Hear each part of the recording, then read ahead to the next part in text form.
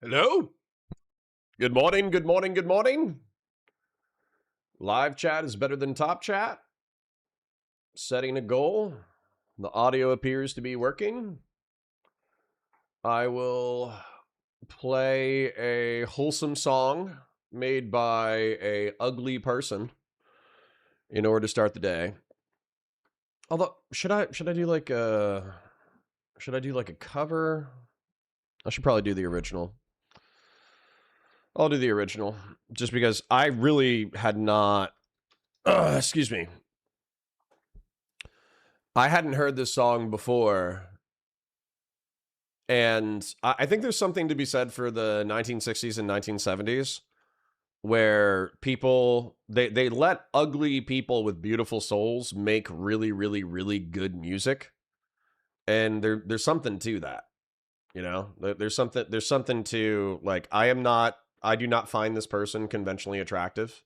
I think most modern pop stars are some degree of conventionally attractive, and yet this is a deeply beautiful song, so I'm gonna play it. Anyways, I just felt like that was a beautiful song that I bumped into a few times that I only really heard within the past year. Huge fan. Obviously, it's sad, but it's still beautiful. Well, Kishy John for 50 flippin' dollary dues says, My Cog Brothers, I did a boomer and suspicious activated myself out of my Discord account. New account is well, well, QC, well, QC John too. Add me back there. Yes, I laughed as well. Good morning, Grill Hot. I'm sorry. I'm sorry for laughing, but obviously I am only like 1 second away.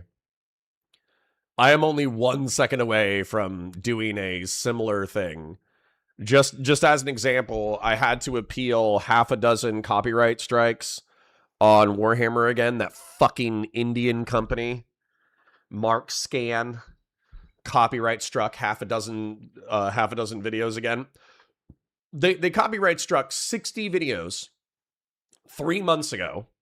I had to appeal all of them, won all of them on appeal, had to do counter notifications on 60 fucking videos. And then they had the balls to come back and do it another 6 times last week. I don't think that they can do it again on the 60 videos that they already did. I don't know if YouTube says, like, you can appeal it once and then after that you can go fuck yourself. Or if they have, like, a time limit for how many times they can do it. But that fucking company, MarkScan, did it again. So that's something that I could have easily fucked up, but I didn't. I got it done. And then also the community guidelines. I don't know if it was like auto AI or if it's let's call it the increased scrutiny on my channel as of late due to recent unnamed dramas. But the Fellrunner Doobie interview, where Fellrunner was effectively getting Doobie to lay out his nefarious worldview for public scrutiny, that was reported for hate speech. So then I had to appeal that for hate speech because it wasn't even hate speech. It was like describing the tolerance of hateful characters in your digital spaces. And I appealed that, and luckily I won that one as well. So I feel threatened. I feel threatened by technology as well. What happened to the hair, man? I got bored. I cut it.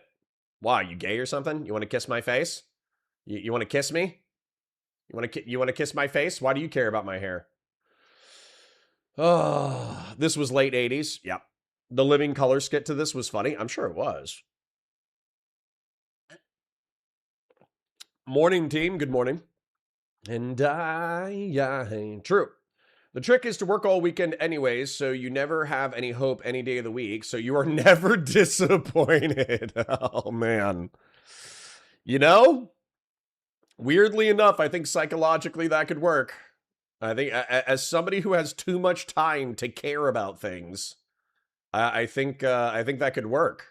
Just work perpetually so you don't have time for emotions. Classic masculine coded move. Yeah.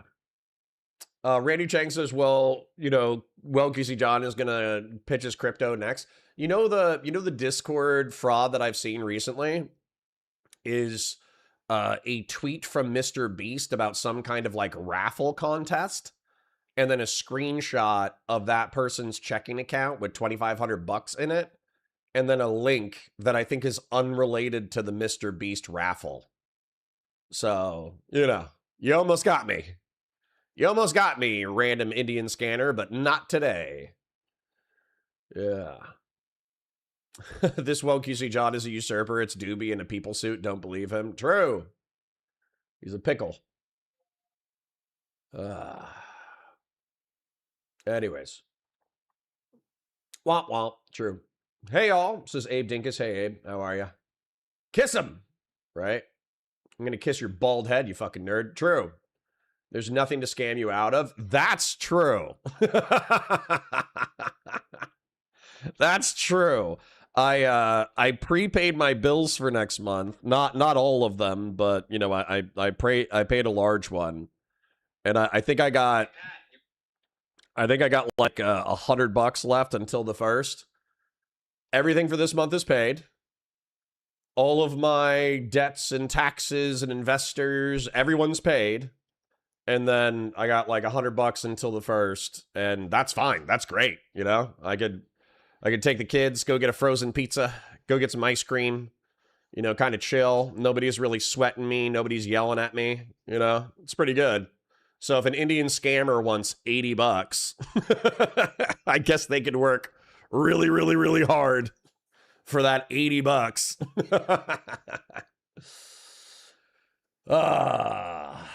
Yeah. I do that when I'm upset. I do lots of things when I'm upset, man. Apparently, I think about smoking cigarettes, but I don't, because I don't want all the health effects of smoking cigarettes. Then I go for long walks. I lift weights every single day. And I text and bitch to my friends who tell me to stop being such a fucking pussy, which is good advice, by the way. Like, reaching out to your friends and being like, hey, I think I'm being a pussy about this thing. And then they're like, yeah, you're definitely being a pussy. You need to shut the fuck up and give your balls a tug. Those are good friends. Those are good friends. Like the ones who tell you that you're being a fucking loser. Those are the people that you have to keep around you. Grassroots says, I care about your hair because I'm going to be freebasing finasteride in an alley by 35. Fuck you, Connor. Well, that happens. Sorry. Dude, that almost got me a couple of years at Valor. Yeah, I bet. Yeah. I almost announced it to the entire server. Yeah, well... Ooh, because they hacked some influencer accounts I already had history with. Yep. Yeah. You gotta be careful. My man didn't read half the message. Well, that's pretty common for a Counterpoint stream, don't you think? Did Connor watch the musical? No, I'm gonna push it back. No offense to Doobie. I appreciate the oil, but we'll probably do that Wednesday or Thursday of next week. Unexpectedly, I was doing the Prime Kai panel on Monday night. As I was wrapping up, Darius IRL invited me onto stream to talk about the Destiny drama. I figured, might as well not be a pussy. I believe what I believe. I say what I say. I think what's true is what's true. And so I went on the stream and I said what's true is what's true. And then that turned into a 6-hour unstreamed drama fight until like 3 in the morning, and then I think it took me until 5 to actually fall asleep. So basically that fucked up Tuesday, and then fucking up Tuesday pushed back the Tuesday schedule to Wednesday, then the Wednesday schedule got pushed back to Thursday, and then now we're here. So that plus my maybe girlfriend's parents having severe health issues and me needing to back off and be at a respectful distance. It's been a tough week. It's a fucking travesty that smoking cigarettes is just objectively cool but so bad for you. I know. That whole new Star Wars show or Star Trek show that's not Star Trek, the one by Seth MacFarlane, and they have their version of Worf.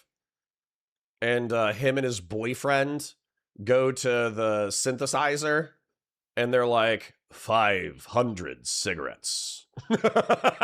It's like, oh my God, I feel seen. as a black, gay, Klingon tobacco addict. He's just like me, for real, for real. But to be clear, I haven't had a cigarette since 2013, man. 2013. So December 31st of 2013. I think I was 25. I somewhere in there. I was either 24 or I was 25. And I know that it takes 20 years for your chances of lung cancer to drop back down to that of a non-smoker. And so I was like, okay, when do most people get cancer? They really get it in their like 50s and 60s, especially if they're doing something that's super carcinogenic. So if I want to have the chances of cancer of a non-smoker, I need to quit now. And then that idea, I already had tried to quit half a dozen times, but I quit then. And I haven't had a cigarette since 2013. And my next cigarette will probably be on my 80th birthday. So if I have a decent VO2 max on my 80th birthday, and I have like stage 3 cancer anyways, then I'll probably have a cigarette. So Grassroots for 10. Your anxiety around not smoking cigarettes is bad for your heart. Have a cigarette.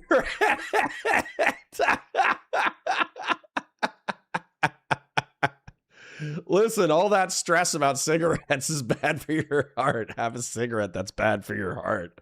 Yeah, that does sound like some fucking my ex-father-in-law. That sounds like my father-in-law's logic, to be honest. That actually does sound like my ex-father-in-law's logic. Now, what's funny about that too is he's in his 50s or 60s. He should have cancer. He should die any second, but he doesn't. And I think the reason why he doesn't is because he's been a yard guy. Like he's been like a small business pest control company for like 30 years. And while spraying all those chemicals is probably terrible for your health as well, he also walks like 9 hours a day. And then when he's done with his 9-hour workday, he goes for runs. So I swear to God, like anger and rage and cardiovascular activity has kept this man cancer-free and cardiovascular incident-free for 30 years. And you also meet those fucking rednecks who have been smoking for like 40 or 50 years, but they also work outside every single day into their 60s. And so they just don't fucking die. I mean, they either drop dead when they're 55 or they live to be 90. There doesn't really seem to be an in-between. So I think this is Grassroots for 20. Smoking does take years off of your life, but those years are at the end of your life, and so those years are shit anyways. Well, so trying to be serious for a second, thank you for the donations, Grassroots. I appreciate it. But they call that compression of morbidity, okay? And I'm trying to be serious here while also still trying to not totally take down the mood. So there's things that you can do, like being completely sedentary, being morbidly obese, never working out and all that kind of stuff, and then developing like joint and nerve and pain issues that are going to make your morbidity, which I should probably look up the definition of, but it's going to significantly increase your time of morbidity. So morbidity is the state of being unhealthy for a particular disease or situation or the incidence of illness within a population. So if it's the being unhealthy for a particular disease or situation, effectively like your prolonged morbidly obese, your morbid obesity will give you a whole bunch of health issues that you will live with for decades as a result of your, health issue. Whereas if you actually work out consistently, do cardio consistently, eat your fruits and vegetables, try to get 8 hours of sleep, all that kind of shit, then what you can do is you can compress your morbidity where you don't have disease for an extended period of time until the end of your life, and then you can just have a heart attack and fucking, knock out, TJL says another day of Connor crashing out about shit he doesn't have actual conclusive proof for. Why did you come in? Why do you give a shit? We're not even talking about you, you fucking loser. Tuck your tail between your fucking leg and go sweep for jacking off to kids somewhere else, you fucking loser. Kill yourself. Don't kill yourself because that's against terms of service. Go deeply, deeply, deeply meditate on your life and why you think that a good use of your mortal life is sweeping for jacking off to kids. You fucking loser. Anyways, Grass65 says, if cancer moved into my body, you would think it was a bad neighborhood and move back out. Yeah. Yeah. There's that, my favorite meme is the demon. The demon possesses your body, and then it's like, ow. It possesses your body, and then it feels all your joint issues, and it's like, ow, why? You live like this? This is horrible. I do imagine a demon possessing my body at some point, and then just being like, ah, this is unpleasant. Nux Taku, ew, Judeo-Christian Alliance. I know, let's take a look at it. I can't wait. Yeah, Sen Patriarch says, meanwhile, the dude who's injecting his son's blood into his body for longevity is going to die by 68. We'll see, man. We'll see. I forget what that guy's name. I think one of his names is Brian. I forget if that's a first name or a last name. But that guy, he's a total psycho. I could never live the way that he lives. So he like goes to bed at 8, wakes up at 5, eats like a vegetable protein mix and a green drink of like antioxidants. Does like a weightlifting routine that's supposed to be like low impact on your joints. Eats another protein veggie mix meal with only like olive oil as a dressing. Then he lifts weights and does cardio again. Then he does like red light therapy and saunas and stretches. And then he stops eating at like 3 p.m. or 4 p.m. Then he goes to bed at 8 and he wakes up at 5 a.m. again to do it all over again. And that's his entire life. Like obviously, I think he has a girlfriend who tolerates his very extreme life, but that's his, like, as far as I can tell, that's all he does. He literally like wakes up, does a hardcore fitness regimen with a very hardcore diet. And he basically, I saw an interview with him and they were like, oh man, this is what you eat every single day. Like, is this filling? Is this satisfying? And he's like, I mean, it's satisfying enough, but truth be told, I'm pretty much experiencing the sensation of hunger at all times. And it's like, that's not worth it to me. Why? Live to be 80 or live to be 120, but live for 60 years with the perpetual sensation of hunger. Why? What are you getting out of those extra 40 years? Shit. So I don't know. I think that guy will either live to be 120 or he will live to be like ironically 65 and then drop dead. So we'll see, If I complain about something hurting me, he'd hit me somewhere else to get my mind off of the pain. What was your dad Major Pain? For those of you who don't know, there is a 1990s Reserve Officer Training Corps film called Major Pain, starring one of the Wayans brothers as a Marine Mustang officer. And the way that whenever somebody complains of pain, the way that he gets them to stop thinking about pain is he breaks their finger. like somebody's like shot and he's like, oh, I'm shot. My hip hurt. Oh, my ass. I'm shot. And he's like, you want something to get your mind off that pain? And the guy's like, yes, anything. And he takes his finger and he snaps it sideways. It's like, my finger. Oh, what a banger. What a banger film. I want to show that to my kids. Yeah, the demon starts coughing and can't stop. I know. I food poisoned the demon. He shits himself to death. Nameless Henchman for 5 says, instead of telling people to TOS themselves, just tell them to pick up cave diving. Those stories always sound like the worst ways to die. Well, despite you pissing me off the other day, Nameless Henchman, welcome back. And true. Cave diving, not spelunking, I think, is cave diving without, without the water. Cave diving itself is scuba, but then going into, like enclosed spaces underwater. And weirdly enough, Florida has a bunch of aquifers, and those aquifers are not designed for human travel. So there will be some idiots who fall in love with cave diving. They'll do it for 2 or 3 years, and then they'll get themselves wedged into an aquifer 30 minutes away from the surface. They'll run out of oxygen and they'll asphyxiate inside the aquifer. There's probably like a half dozen deaths related to dipshits going cave diving with scuba equipment in Florida every single year.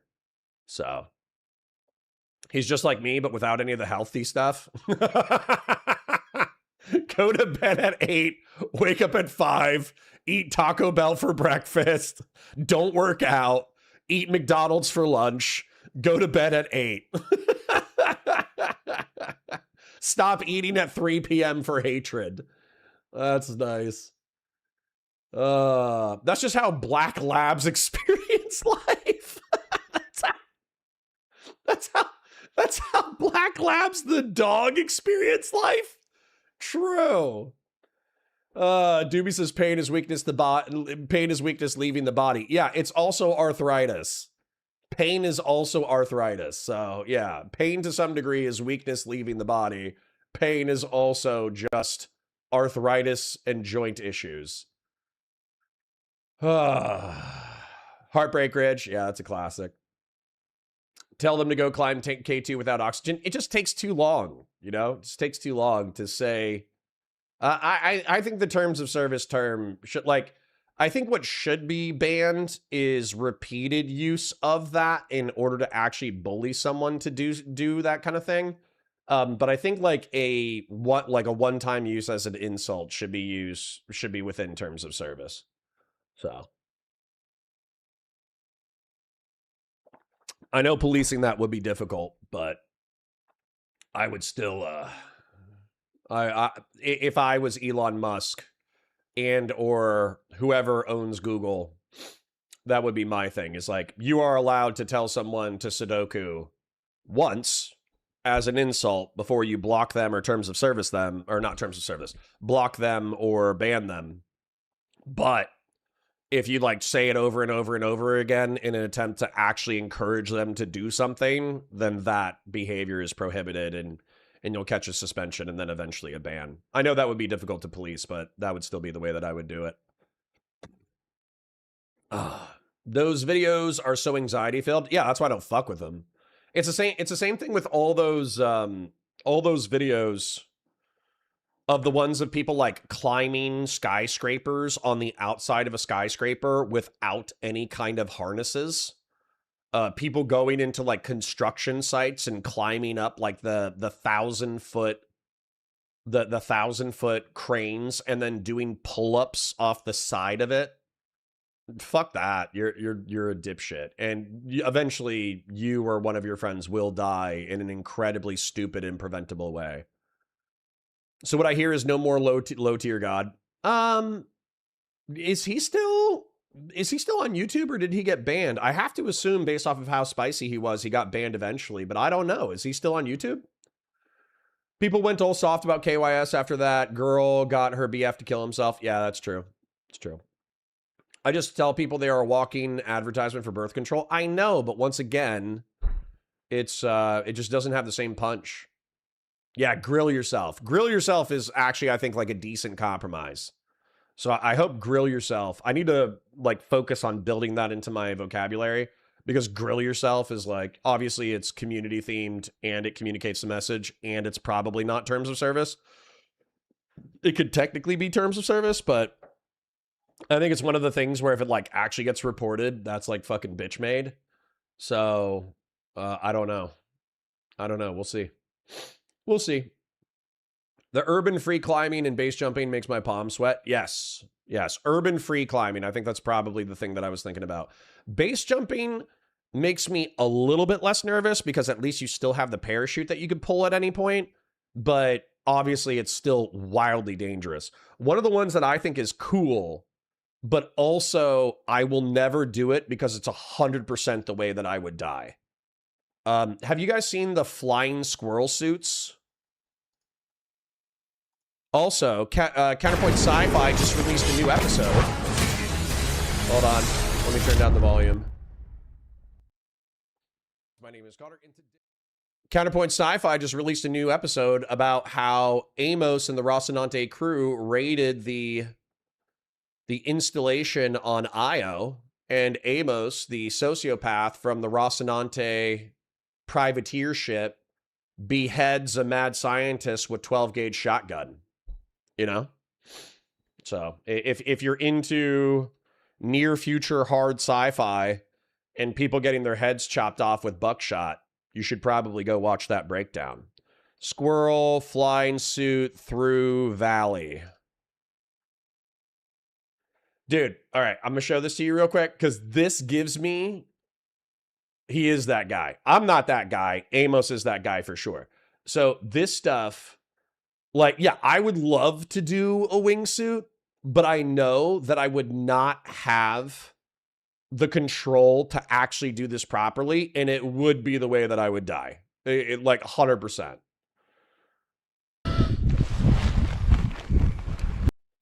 So I'm going to turn off the volume real quick, but for those of you who aren't able to watch, it's a dude in a blue flying squirrel wingsuit overlooking a rocky valley. He's got a GoPro on his head wearing a motorcycle helmet. Like the motorcycle helmet is going to fucking help if he slams into a ravine at 200 miles an hour. He just leapt.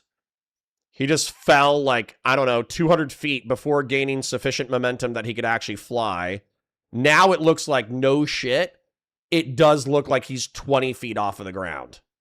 He's in a ravine and it looks like he's 20 feet off of the ground. He just split the difference between I don't know, what would you call that? An upcrop? Something like that. And now he's flying maybe 10 feet above the trees. And there is 100%, if I did this thing, if I did this exact move, there is a 100% chance I am hitting a tree at 100 miles an hour.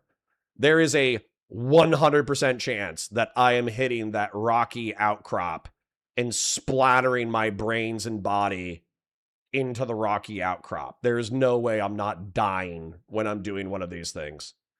So, I mean, they're totally sick.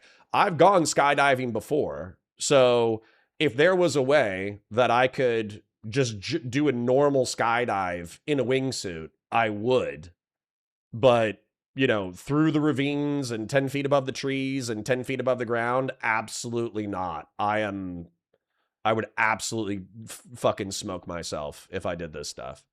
It's very cool. It's very cool. I would absolutely get smoked. Yep. My would have been brother-in-law did that stuff, jumped off of the New River Gorge. Did he survive? Is he not your brother-in-law because him and your sister broke up? Or is he not your brother-in-law because he died? What are we talking about? Yeah. Well, QC John says, grill yourself as bitch made until you see Doobie's cartoon. That's true. That's true. The hole in the rock face that if you mess up, you hit a solid rock wall at 70 miles an hour. Yeah. Yeah. Yep. IRL Electras. Oh, Minecraft reference. I play Minecraft with the kids sometimes. So yeah, I get it. Yeah, it's actually, no, it's an Electra. It's 100% an Electra. Absolutely. Hiking is cool. Yeah, I'm going to stick to going on walks around the lake. I have found a The divorce is done, but obviously, like, being divorced is still a little bit stressful when your ex is kind of being a dickhead sometimes. I'm sure she thinks I'm a dickhead too, but I think she's being a dickhead sometimes. But overall, it's like, it's still, we got expectations. We set up the child custody stuff, the child support. Like I said, I'm spending 20% less per month, maybe 30% less per month on bills. Like, overall, we're doing fine. But obviously, being divorced is still a little bit stressful. And then add on the girlfriend drama and the fucking Destiny drama and all that kind of shit. And walking around a lake, listening to music, lip syncing songs to yourself, while there are dozens of other kind of 20 to 50-year-old people also walking around a lake, listening to their music, dancing and lip syncing to themselves. It's actually kind of a vibe. Like I've actually really enjoyed it. There was a nice lake by me that I haven't done, in like I haven't like walked around the whole thing. And then a friend took me around a lap for the lake. I realized it wasn't that bad. It's maybe like 1 mile. So it's literally a 30-minute walk, 20-minute walk, depending on your pacing. And it's fucking beautiful. And even in the summer, weirdly enough, with Florida is obviously oppressively hot a substantial amount of the time. But at sunset, it's very reasonable. You're just describing homelessness. Oh, man. Just get good. Don't hit the tree. Hold on. I need to sneeze. Excuse me. What happened to Batu Sai? He still pops in. He was here yesterday. I think Batu Sai, during the initial drama, he didn't like the way that I was calling out Destiny, even though I don't even think he likes Destiny. I think he's like a conservatarian. I don't even think he's a liberal. But he just didn't like the way that I was criticizing Destiny, so we had a little bit of a beef there. But he still pops in every now and then. He was here yesterday. I think I remember seeing him yesterday. I remember reading AKA Batu Sai or Batusi. I remember reading that yesterday or the day before. Oh, he's here now? Oh, shit. Okay, well. Yeah, he's around. No, I see him. Yeah, he's here. They do it to feel alive. He said that maybe 5 minutes ago. So he's still here. So.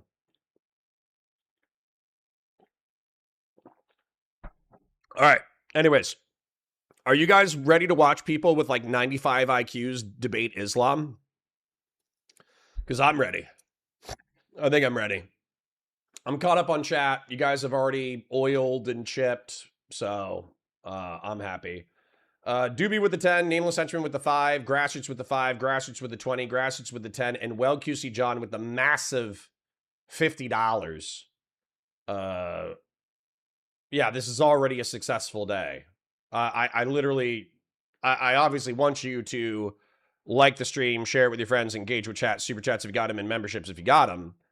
But this is already a good enough day that technically it's already a success. Abe was just wondering where you were. He just wanted to know that you were alive, as far as I could tell. What do I estimate my IQ to be? Probably at this point, like 125, maybe 122. I had a 132. I have a Stanford Binet test from middle school. That was 132. So hold on. How does IQ drop over time?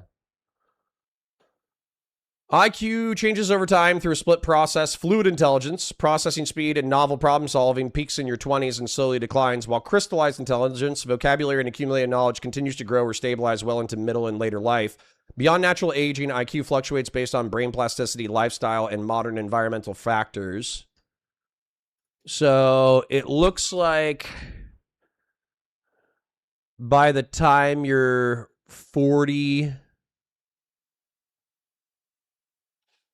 there's about a 5 to 10 point drop. So I would say Although it is saying your IQ peaks at 25. Maybe I'm still in the 130s. I don't know. If I actually had to guess, though, based off of all the alcohol, the drugs, getting punched in the face, emotional trauma, physical trauma, probably in the 120s. Let's be real. Let's just be real here. I've probably lost 10 to 12 points over the past decade and a half. 2 decades. Let's be real. Let's be real. Nameless Entrance says, lol Cotter thinking he's anywhere above average British heatwave temp in Celsius. Nameless Henchman, that's the kind of fucking attitude that gets you banned, you fucking twat. So maybe skate more gracefully on thin ice, you dipshit.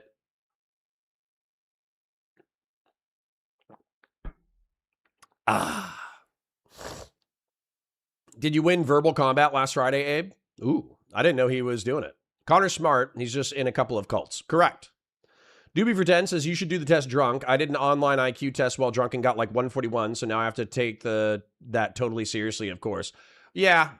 I am scared to take a test because I don't want to find out how stupid I actually am. You know? It's like, I got a really good score. I got a high score 20 years ago. Do I really want to find out how much I've rusted over the past 2 decades? Do I really want to find out how stupid I've gotten over the past 2 decades?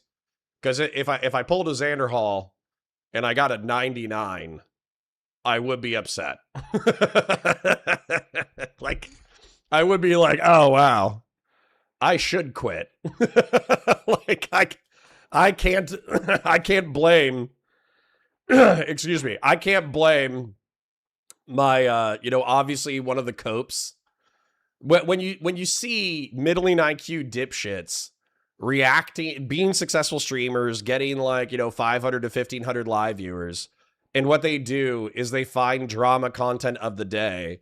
They pause every 5 minutes and they go, wah, huh, blah. Like, and you're like, okay, clearly these are like mid to low IQ dipshits streaming to mid to low IQ dipshits.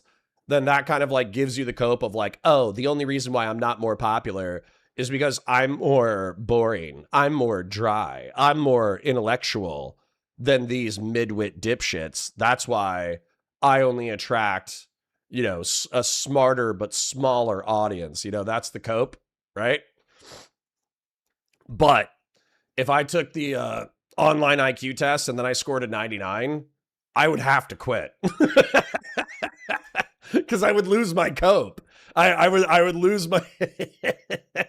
I'd be like, oh, not only am I not entertaining sufficiently in order to gain a large audience, I'm actually not as smart as I think I am. And therefore, I need to gracefully bow out. So maybe I'll take an online IQ test off stream. And then if I score well, then I'll take it on stream, I'm sure all these bong rips have increased my score. True. That's what they say. Ripping fucking water bongs for decades is known to increase your IQ. That's for sure. Yeah. A stream goal where Connor has to take an official ASVAB practice test. Ooh, I got a good ASVAB. I could probably find my ASVAB too. I think my ASVAB was like a 95. And I think my GT was, above 120. I would have to take a look at it, but I think I scored in like the 110s across the board. And I think I scored in the 120s in the GT. So that's half of Asmongold's stream. Blank stares interrupted by, yeah, see, right? Of course. Yeah, and he's a fucking multimillionaire. So who's the real dipshit? Is it me with my fucking 132 IQ fucking Mensa Stanford Binet test from middle school? Or is it Asmongold, the dipshit, who just fucking blankly stares at a screen and goes, And he's a fucking multimillionaire. Like, clearly, I'm doing something wrong. Do the Mensa Norway test? Okay. Interesting. I went and took an IQ test. There's no benefit. If you score high, you just look like an asshole when you tell people. Well, that's never been in dispute. That's never been in dispute. If you're minus 10 from GT, it's about what your IQ is on average. Oh, shit. Well, uh-oh. I was a 2270 SAT, and I had a lot of the hair of the dog that bit me that morning. True. I took my SATs hungover, and I got either a 1280 or a 1320. I think it was a 1320 on the 1600 scale. Okay, on the 1600 scale. Now, my verbal was 740. Okay, my verbal was 740. My math was 530. So the vast majority of my stupidity on the SAT came from the math section, not from the verbal section. And I could tell you that right now. Like, I'm good at math, but I am not that good at math, you know? I got a 1490, but I cheated. Well, you know, you should, number one, if you're not cheating, you're not trying. Number two, you should probably take it for real. That way you actually know how smart you are.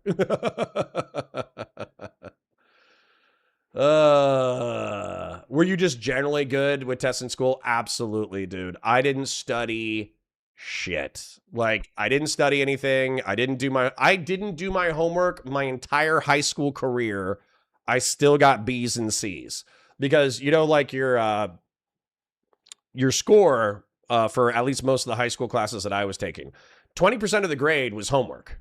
So if there was like a homework assignment that was like kind of interesting that I kind of felt like doing, I would do the homework assignment. Otherwise, I just didn't do it because there wasn't really like a real punishment for not doing your homework. And then I would just like go in, do the tests, and I would get A's and B's on the test. And so as a result of getting A's and B's on the test and never doing homework, if it was a subject that I was struggling in, I oftentimes got like a C. Those were generally speaking my mathematics courses. And then if it was English or history, I would be getting A's. And so as a result, I would get B's a substantial amount of the time. But I actually had this conversation probably half a dozen times in my high school career where I had a 79.2 or a 79.3, and a teacher would like take me to the side and agonize with me and be like, Connor, you're so brilliant. You have so much potential. I just wish you would apply yourself more. And I wish you turned in your homework. And you're at a 79.2 right now. So realistically, like, I should not give you a B, but you're so close and I want you to do well. So I'm going to give you a B. And then they would fucking fudge some number, bump me up by 0.3%, and then like round up a 79.5 to an 80 and then give me a B. It was like, I had that conversation, I swear to God, like 6 times. So I was the smartest boy. Good. Yep. Connor was too busy weightlifting and playing 40K to do homework in high school. No. I was too busy obsessing about girls. That's what I was. I was too busy obsessing about girls, skipping class and drinking fucking vodka in the bathroom. I was too busy being obsessed about girls and fucking smoking cigarettes in between classes. I was fucking ripping a bowl before school, you know? No. Number one, when I was in high school, my parents didn't want to buy me Warhammer because it was expensive. And number two, I couldn't afford Warhammer, so I didn't buy Warhammer. And I really only started lifting when I was like 17, and I didn't know what I was doing. So I did weightlifting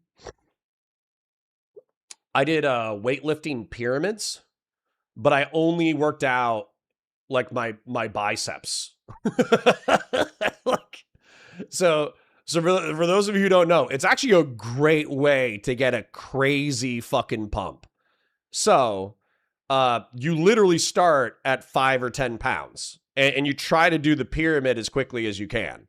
So you do 10 reps at 5 pounds, 10 reps at 10 pounds, 10 reps at 15 pounds, 10 reps at 20 pounds, 10 reps at 25 pounds, 10 reps at 30 pounds, 10 reps at 35 pounds. And realistically, that's where I max out, because I'm like, not only do my tendons feel like they're exploding, but also like I'm using my back to throw the weight to the top of the bicep curl. You're so scorched at that point, but then you go down. So it feels like you're walking downhill, but your biceps are still absolutely fucking scorched. So you do, so you reach the 10 reps at 35 pounds. Well, then you have to do 10 reps at 35 pounds again.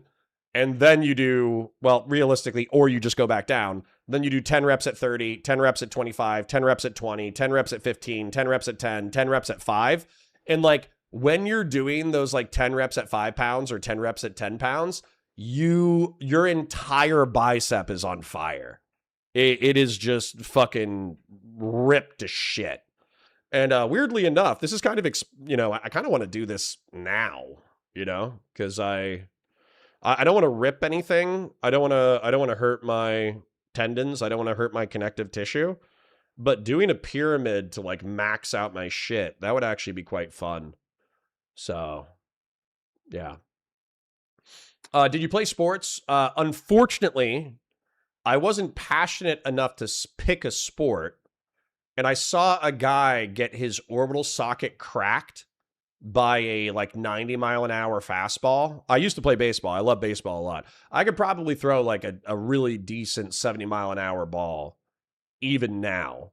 But when you get to high school, 70 miles an hour is slow.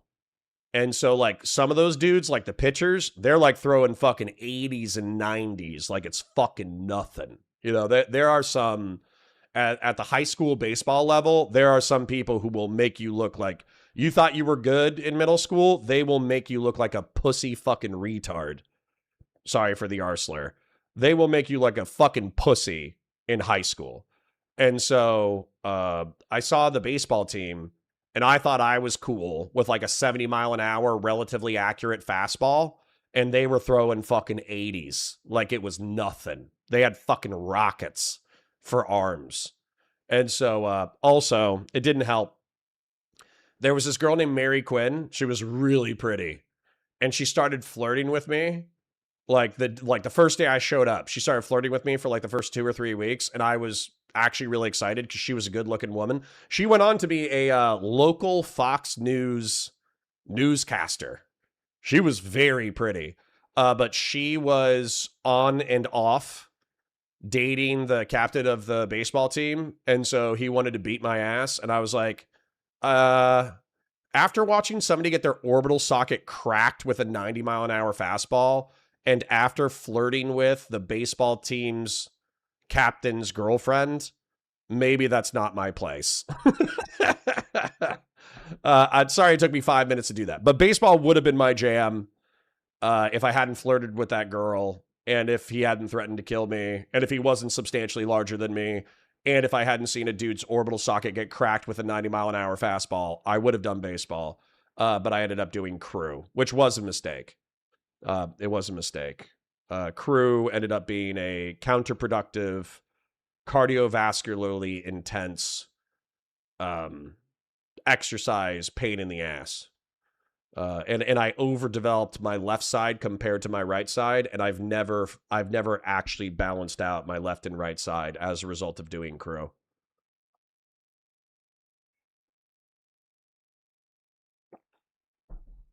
Doobie says, there was a period in high school where I just ditched constantly, got into a lot of fights, and also didn't do my homework. I'll never forget the Jay Rotzi guy giving me a F+.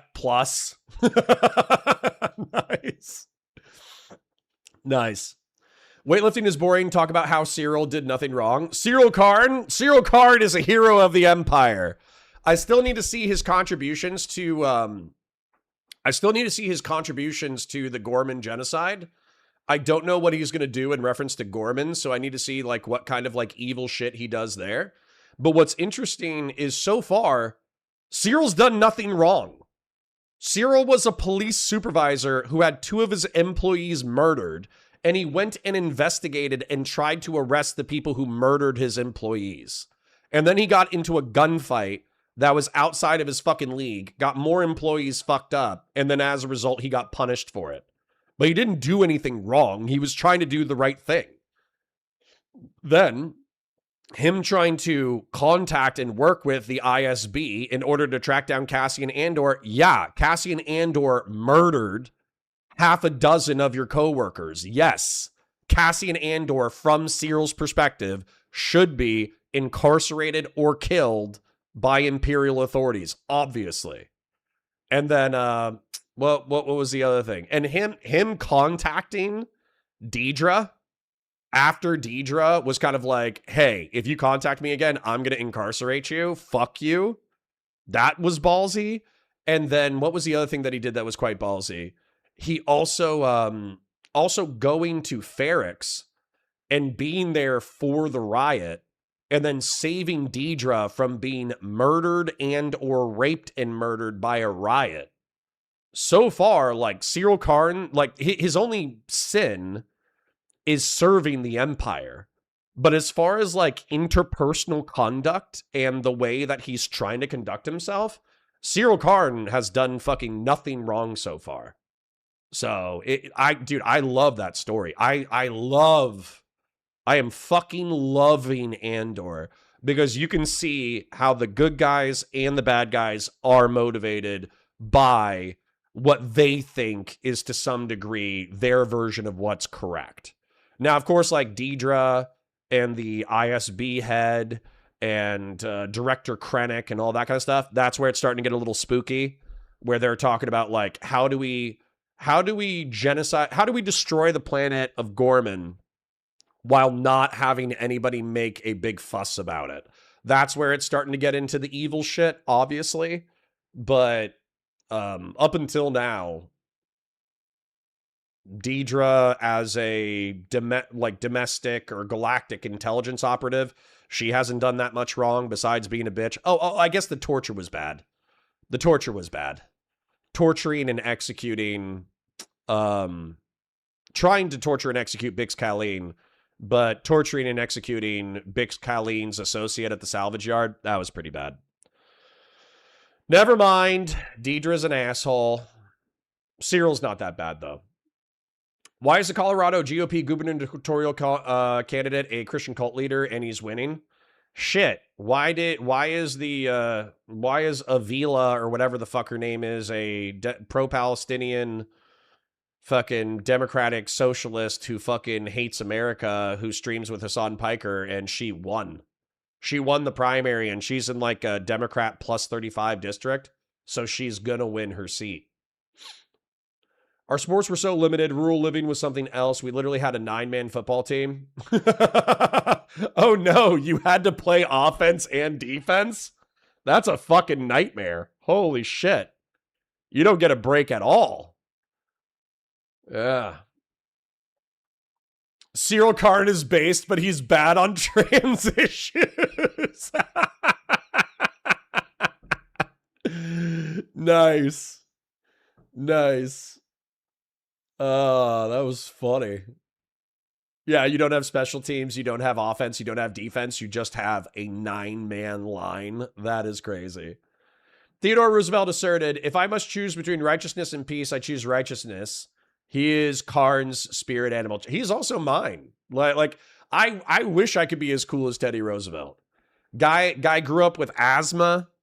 He was kind of like a Nepo baby, but he didn't take it for granted. He became a part of a volunteer cavalry regiment that participated in the Spanish-American War. When he got back, he became like the police commissioner for New York City. He used to actually walk the beat and talk to the patrol cops while they were on patrol. You know, I don't know what other political shit he did, but he obviously founded Bull Moose. And then he, what was the other thing? He founded Bull Moose. He was a progressive Republican. He trust busted. He built the Panama Canal. He flexed American power in the hemisphere. He, you know, the dude was like, oh, he established the national park system. Teddy Roosevelt is one of the most base Republicans who has ever existed ever. I seriously think that it's arguable that Abraham Lincoln was the most base Republican for fighting the Civil War and emancipating the slaves.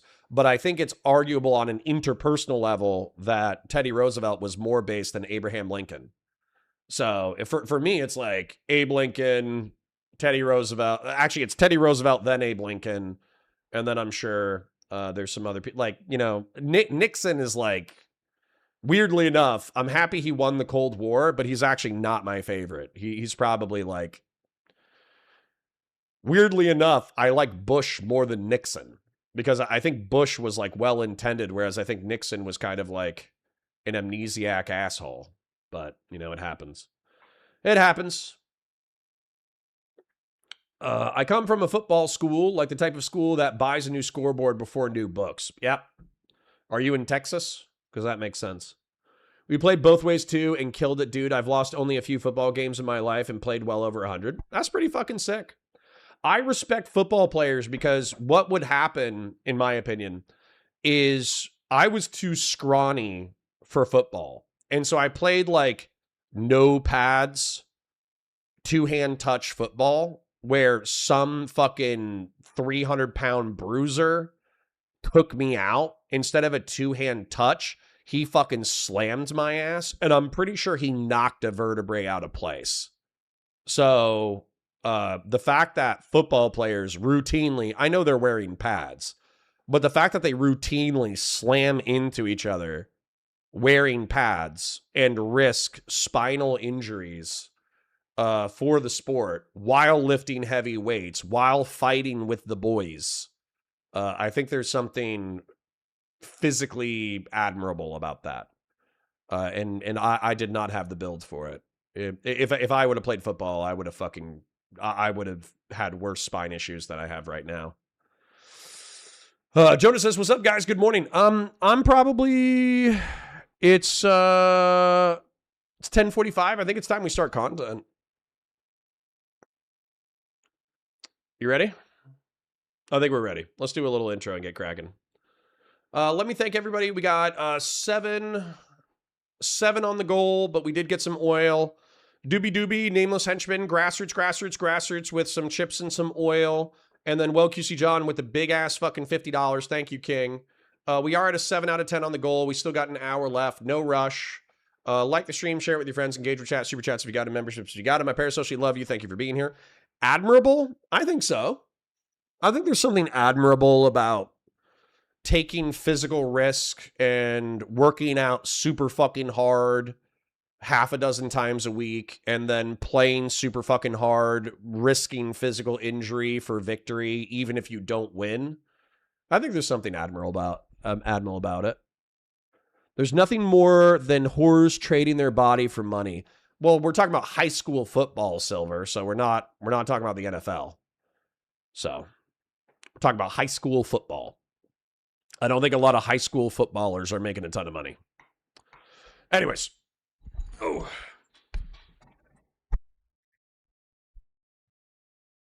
Hi, guys. Welcome to Counterpoints. My name's Connor. I'm a science fiction, politics, and philosophy nerd, a Marine Corps and law enforcement veteran, and I have a fresh pot of brain damage for you. There is this group that I will call the Grift right, but if you find that insulting, you can call them the gamer right. It's Asmongold, Nux Taku, and Tectone. Today, we're going to be primarily focusing on Nux Taku, who is a former lolicon who used to show lolicon pornography. If you don't know what that is, go ahead and Google it and then delete your search history immediately afterwards. Lolicon pornography to his audience of predominantly minors, and then he transitioned his content into like conservative based right, saving Western civilization fucking bullshit within the past couple of years. So he literally went from the most degenerate, pornographic, sexual content you could possibly make into conservative, let's save the West from degeneracy. As a result, a lot of people have criticized him for that pivot and accused him of grifting. We'll find out how much grifting it is. Last time we watched Nux Taku, he was being quite bigoted, like to the point that I thought that it was almost terms of service violating. He was being quite bigoted towards a Sudanese person who had done a terrorist attack, and he kept calling him like Senegalese, and he kept talking about like goat raping and all that kind of shit. And of course, their terrorist attack is more important than Nux Taku's bigotry. I want any, conservatarian right-winger who watches the segment to realize, of course, jihadist terrorism is substantially worse than being interpersonally bigoted. But the point that I'm trying to make is you don't have to be interpersonally bigoted in order to criticize extremist Islam. You don't have to be interpersonally bigoted in order to criticize Islamism or jihadism or jihadist terrorism or the anti-American leftists who sweep for jihadist terrorists. So, Nux Taku allegedly did a debate about Islam. We're going to take a look, and we're going to be breaking it down intermittently.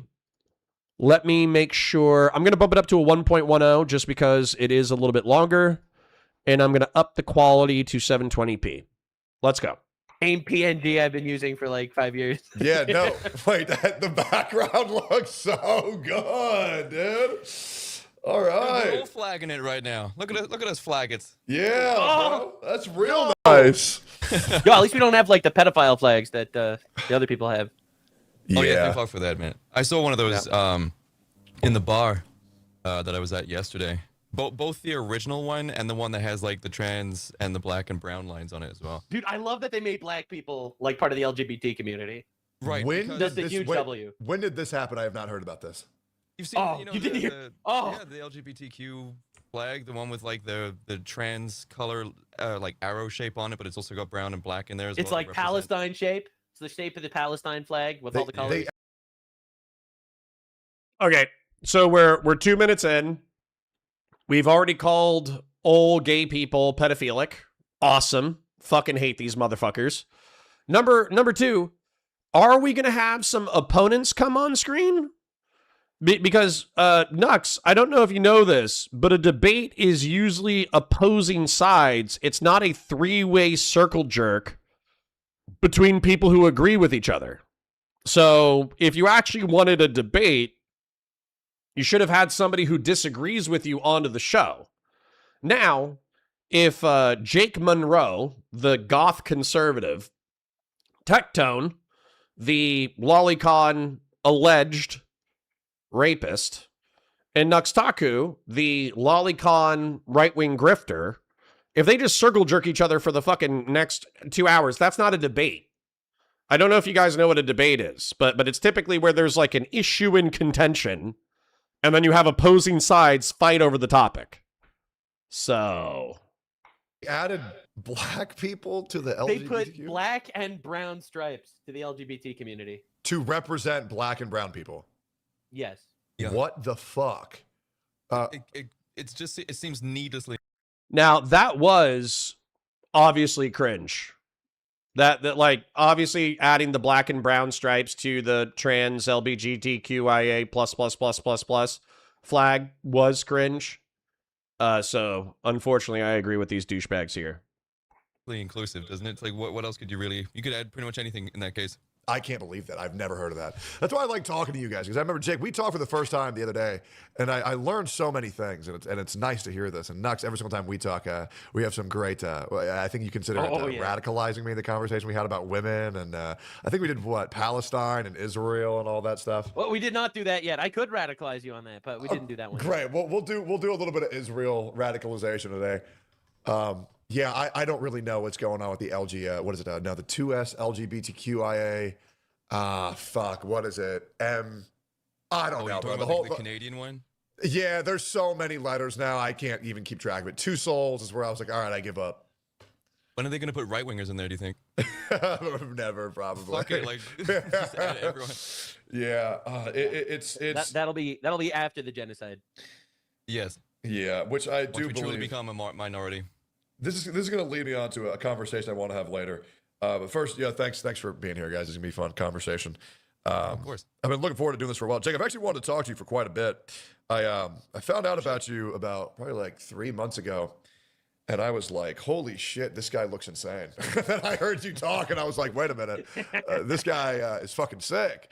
So, Thanks, man. yeah, before we talk, I'm actually curious, because obviously, a lot of people probably say you have a very like interesting, very striking, very unique appearance. Like, can you tell us, like, how did your journey into goth start? Unfortunately, I am going to watch this segment because I am morbidly curious about Jake Monroe as a creator. Because obviously, when you're talking about like goth and punk, I'm just going to tell you some stereotypes from the way that I was brought up. Is that you have like Rage Against the Machine, Green Day, Sum 41. I'm trying to think of about some common popular bands, but it was pretty common, even if you didn't get political as a pop punk band or a punk band, to be anti-establishment, anti-authority, anti-law enforcement, anti-organized education, anti-American government, anti-American imperialism, anti-this, anti-that. And so, like, any level of authority telling you to do anything was your opportunity to tell said authority to fuck off. And so, therefore, it was like a very teenage, rebellious kind of thing. But there was like anger and violence that was oftentimes a part of that scene as well. Mosh pits, fist fighting, the new metal, Limp Bizkit, like all that kind of shit. So while it was anti-authority, there was also like a background channel or current of violence. And so if you join that scene, there's not really a problem with that scene. Matter of fact, plenty of like military people and law enforcement people still listen to and enjoy violent, rebellious media and music, right?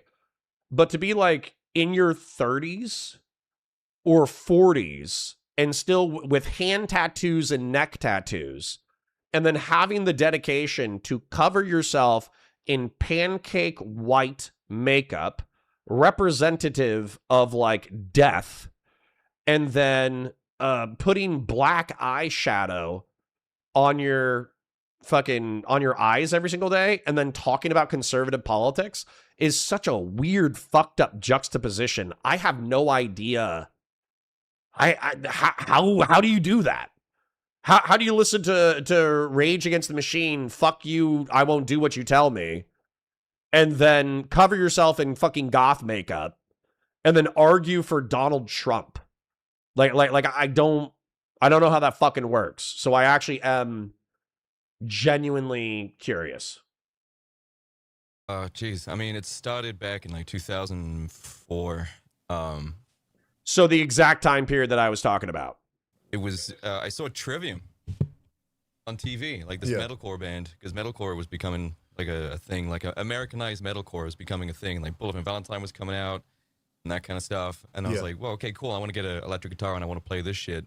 And then I started getting into like weird shit. Like Mudvayne came out with Dig, and they were doing like the fucking face paint and shit. And Cold Chamber. There was a few other bands that were doing like the whole makeup thing. And then it didn't really start until I went into college, and I got addicted to this thing called J-rock. It's not a drug. It's music. Yeah. And it's like it's rock music specifically from Japan, and J-rock like encompasses pretty much any genre that comes from there.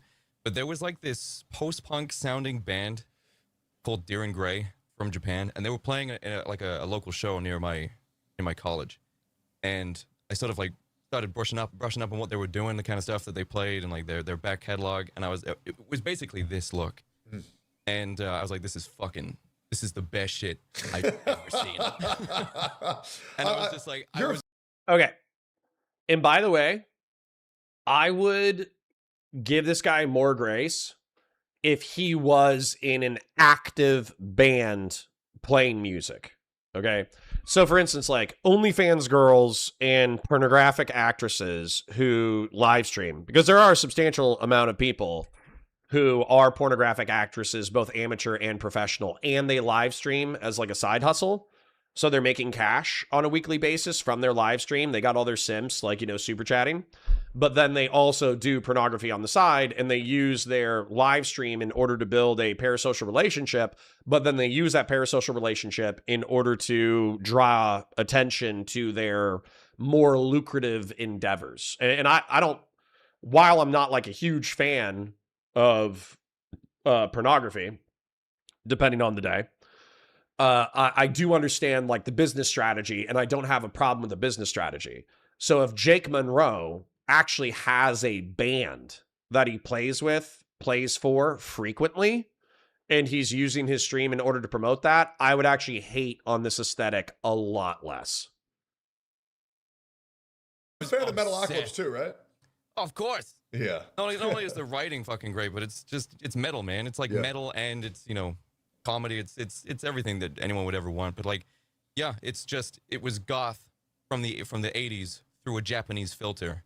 And no one knew about it, which was perfect for me. So I get to be the fucking contrarian walking around just being like, you have never heard of my favorite fucking thing, and that's why it's important to me. Yeah, it was actually because I recently found out about you, I've been like consuming a lot of your content in a very disgustingly. Okay. He's an OnlyFans girl. Okay? He's an OnlyFans girl. I just Googled this. I found Jake Monroe's Patreon with the about, and it says, "Hey, I'm Jake Monroe, and I'm a YouTuber, musician, and gamer based in the UK. My daily life is pretty much consumed by creating content of various kinds on YouTube. I go on adventures to exciting and fun places around the world with my drone camera and inquisitive attitude. I also play guitar and sing in a metal band that will soon be touring. And lastly, I do a comedy gaming channel that streams deep conversations, crass humor, and gaming rage over gameplay on Twitch."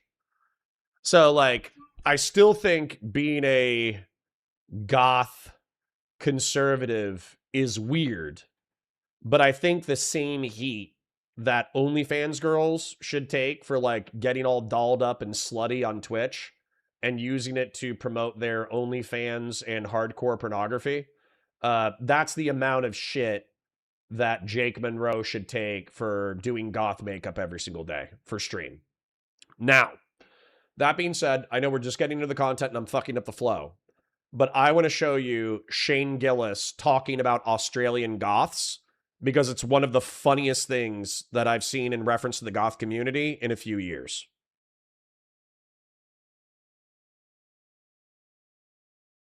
He was like, "Nah, dude." I was with my friend. He's a good friend. I was like, "I look like a fucking dumbass, right?" He was like, "Nah, dude, you look cool. Also, who cares? No one's gonna give a fuck." I was like, "All right, fine." As soon as we got outside of the hotel, somebody gave a fuck. I got made fun of immediately. It was the goth. The goth. I didn't even see him coming, dude. He came out of the shadows like they do. This fucking guy, I was standing talking to my friend. He was walking behind us on the sidewalk. He walked behind me, took my hat off my head, put it back down, and patted me on the head. I turned around smiling at him because I thought only a friend could have done this. I was like, dude, this guy kept walking. He didn't even break stride. He goes, "Nice hat, fatso." It just destroyed me for no. I had no comeback. I was just like, "Yeah, right." I was like that fucking kangaroo. What was that about? That was 6 months ago. I've thought about that guy every day. Every day. I hate him. I hate everything. I hate that he's a goth from Australia. It's like, you can't be that. You can't be a goth from Australia. You sound funny. You can't be, you know what I mean? That guy can't go around like, "All day I think about death." It's like, shut up, dude. I'm actually very dark and twisted. No, you're not. You're Australian. You sound funny. I'm actually very dark and twisted.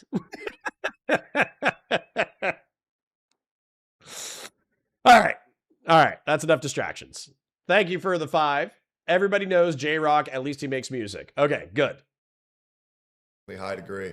And I got recommended some of your older stuff. Bro, you look way better now than you did like 3 years ago. Yeah. Well, 3 years ago, I went through my last bulk of my adult life. I was like, you know what? I'm gonna get shredded. Yeah. Again, because this is not the first time I've been slim. Because like you saw the post I made on Twitter of me like post workout. Yes. Looking. Yeah, you look insane. Yeah, you look fucking insane. Just to make sure that like leftists don't think they can just approach me on the street and just try and exact some sort of physical justice. Of course. But yeah, I did my last bulk about 3 years ago, and it was a heavy bulk. Okay. I don't care. Listen, I know I said I wanted his biography, but like, we get it. In the 2000s, you fell in love with Japanese rock and roll. They had this goth aesthetic. You adopted it. You're kind of a LARPer because you're not primarily known for your music, but you do sing and play guitar in an active band that you're trying to go on tour with. You're effectively an OnlyFans model trying to promote your side hustle. Well, actually, what you hope to be your primary hustle by being a live streamer. That I do want to hate on it, right? Because there's something lame.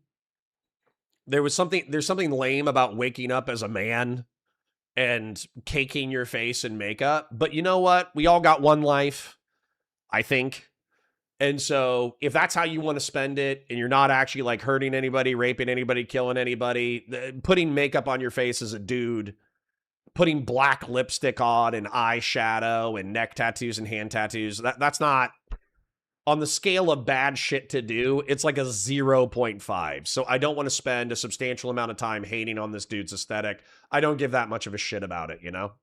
But we got enough of the bio. Let's circle jerk each other about why Islam is bad. You know, It's Basically, Nux can bench like 500 pounds. I have this really bad relationship with Nux because started talking about right-wing politics. I mean, 5 of my videos in the past week, which to be fair, I upload 5 every day. So, I mean, it's bound to happen. But I've had, I had an Israel video taken down. I had 2 Nick Fuentes videos taken down. Yes. Wait. It was taken down or like you took it down? It was taken down. I can send you. Crazy. Yeah, I can send you it. Leah says I was mentally disassociating, so I didn't even hear the bio. Literally, this guy's probably my age. He's probably in his 30s, maybe pushing his 40s. He got into rock, alt, punk, and goth in the thousands. He fell in love with Japanese rock and roll. They had this aesthetic. He's rocking this aesthetic. He's in a band. He's a singer and a guitarist. He does YouTube and Twitch probably as his primary hustle, but he's trying to side hustle that into a career and then in music. And so in my opinion, from a metaphorical standpoint, he is the same thing as like an OnlyFans girl. So I know OnlyFans girls, they do catch shit for dolling up and dressing slutty for stream in order to promote their amateur pornography and or just hardcore pornography. So Jake Monroe dressing up as a goth rocker for his stream in order to promote conservative politics, but also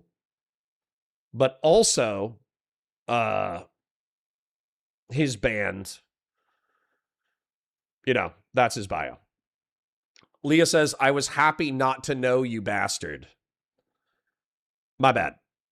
As a community, I feel like we wake up every single day and we're supposed to suffer collectively, okay? Yeah, I understand that you guys get to enjoy watching me suffer specifically, but, like, we're supposed to suffer as a group, Leah.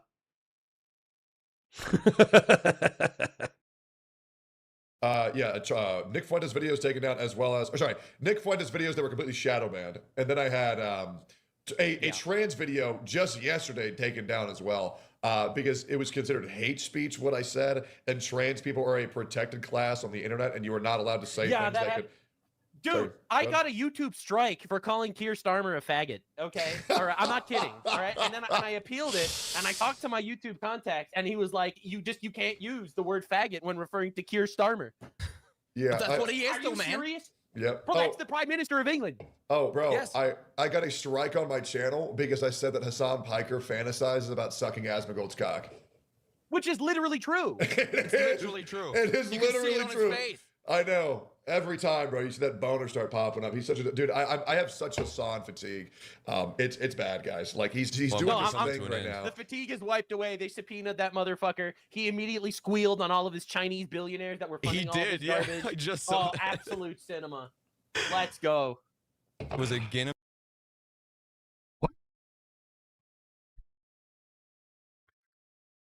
Did Hassan Piker comply with the federal subpoena? Hassan Piker has not yet fully complied with the federal subpoenas because he and his representative stated they were never actually served with legal documents. The U.S. Treasury Office of Foreign Assets Control issued the administrative inquiries regarding his March 2026 trip to Cuba, but Piker stated he learned about the probe from the media. The federal investigation is focused on whether or not activists and influencers in the Nuestra American convoy violated U.S. sanctioned laws by financing travel, delivering goods, and interacting with Cuban government entities. Piker has vehemently rejected the allegations, claiming the convoy mission was to deliver authorized humanitarian aid. So are they just making shit up? Like, listen, dude, I hate Hassan Piker. I think my Hassan Piker hatred bona fides are like unimpeachable. I truly hate Hassan Piker with every fiber of my being. And yet I feel like what they just said was a lie. Because what they just said is that, oh yeah, Hassan Piker was interviewed by the feds, cracked under pressure, and turned on his Chinese billionaire funders. And I don't think that's true, at least according to a cursory search. I haven't seen anything in the news. I think that would be more news in Twitch and YouTube politics. And then not just that, but Code Pink. Code Pink are the people who said that it's like a Turkish billionaire who lives in China now. Who is it? Billionaire who funds Code Pink. The billionaire who funds Code Pink is Neville Roy Singham, a former American technology mogul and founder of ThoughtWorks. He is married to Jody Evans, the co-founder of the organization.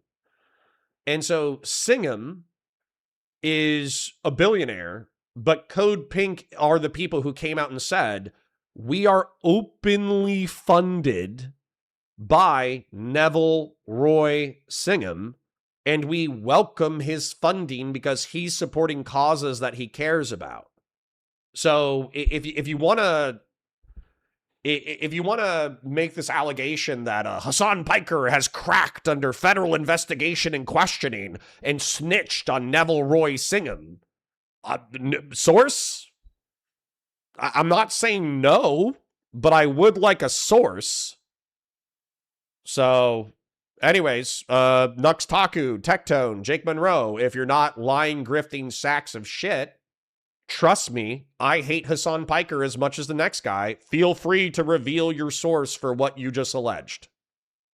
Him or Lingham or something, and he was just like, yeah, it's just like this one guy like funding everything, and it's like, bro, that is huge. That is a crazy admission. That's massive. It's like, oh, okay, Jesus Christ, so you really were just following the paycheck, man.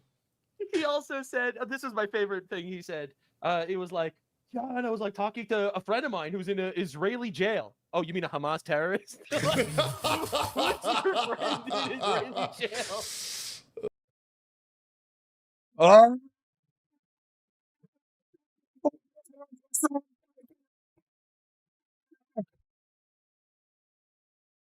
Why are they I don't want to defend Hassan Piker. I don't want to. Oh my God. Okay. But to pretend like, so for instance, if the guy who's incarcerated is actually somebody who shot, stabbed, or blew up IDF, Israeli police, Israeli civilians, whatever, that's one thing to assert.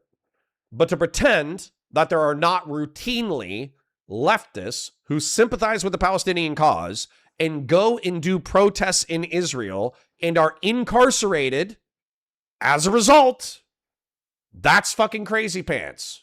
So if you want to make the assertion that Hassan Piker is openly communicating with a fucking Hamas terrorist, I would like to know the fucking name of said terrorist and what they're charged for and why they're in prison. Because trust me, there are plenty of things to criticize Hassan Piker for. Holy shit. The Houthi kid alone. Timothée Chalamet. The kid who, he hangs out with the Houthis. He hangs out with the hostages that the Houthis have taken. He boards the ships that have been, seized by the Houthis. He, goes on patrol boats in the Red Sea and says, "Oh, we're patrolling for Israeli sympathizers today." He has photographs with his AK-47. When asked if he's a soldier, he says he's a soldier. When he says this is what we're gonna do to Zionists, and he posts a picture of like like a human being impaled Vlad the Impaler style, and then Hassan Piker, like, even if he isn't a combatant, he's obviously a pro-Houthi propagandist. And so that's already like, you are doing pro-Houthi propaganda, meaning that you are doing propaganda for attacks against civilians in the Red Sea. Okay, that's already definitionally, even if you want to argue about the morality of the word terrorism, that is still definitionally Timothée Chalamet being a propagandist for a terrorist organization. Like if you just walk down the words stated, there is not a single factual thing that's wrong with that statement. And then Hassan Piker giving a glowing interview to that human being should be morally dubious, right? So we already have enough right there. But when you just exaggerate the fucking truth, when you just lie about fucking everything, it makes it so the other side can challenge you on your lies and dismiss you as a grifting, lying sack of shit. So, the internet, I feel like a Joker vibe coming in here. It's like the internet deserves a higher caliber of conservatarian, and this is not it. 2 pedophiles, one of them a rapist, and one of them a fucking goth rocker. I actually don't have any interpersonal criticisms of Jake Monroe. I actually don't know any negative things about Jake Monroe. But 2 pedophiles, 1 accused rapist, making shit up about their political opposition. So hold on. AK Batusai says, Connor, they get the Hassan ratted out his group talking point from the next day stream Hassan did talking about his subpoena. Hassan said that he was talking to, and I believe he spilled the beans on people. What? Dude, if I work, okay, in 2024, I worked for a progressive organization called Progressive Victory in order to do political consultation and also engage and help with canvassing events that were pro-Democrat in 2024 because I thought Donald Trump was such a vile piece of shit that I thought that Biden/Kamala would be preferable to Trump. And by the way, I feel like I've been vindicated in that action. The past 2 years have 100% vindicated what I did in 2024. Okay? But if you ask me, hey, Connor, you did a canvassing event in Milwaukee and you did a canvassing event in Cincinnati. Who paid for that? And I say Progressive Victory. That's not me spilling the beans on Progressive Victory. That's me being transparent with what the fuck I'm doing. So unless it was some like super hidden, not disclosed on tax forms, secret squirrel gay operation, Hassan Piker being asked, hey, who funded your trip to Cuba? And he says, oh, I was working with Code Pink, and I know that Singham is a substantial amount of their funding. So Neville, blah, blah, blah, Singham was a substantial funder of the event. That's not snitching. That's being transparent. Trust me, once again, I think that my hatred of Hassan Piker is a well-documented psychological phenomena. So these guys are fucking weak sauce, in my opinion. Now, I need to throw something out and get some water, but I'll be right back. I was just casually talking to a terrorist the other day, and he said... Yeah, but he was one of the good ones, though. He was one of the nice terrorists, of course. Yeah, he made sure to only rape adults over 18. They were raping. Good. Nux, can you send me that clip in Discord if you have the chance today? Because I have such a soft fatigue right now because it's the way that he talks where... you know, I've been talking a lot about martyrs and people who want to be martyrs and all that shit. And the way that he's talking is just driving me fucking insane. I can't stand anything about the fucking guy where he's like saying, free me. I can't believe I'm actually saying that. Oh my God. He calls himself a revolutionary. And when Trump got shot in the head and he stood up and pumped his fist out, this dude got a gay subpoena, all right? And he's sitting there in tears, crying about how he needs to get freed.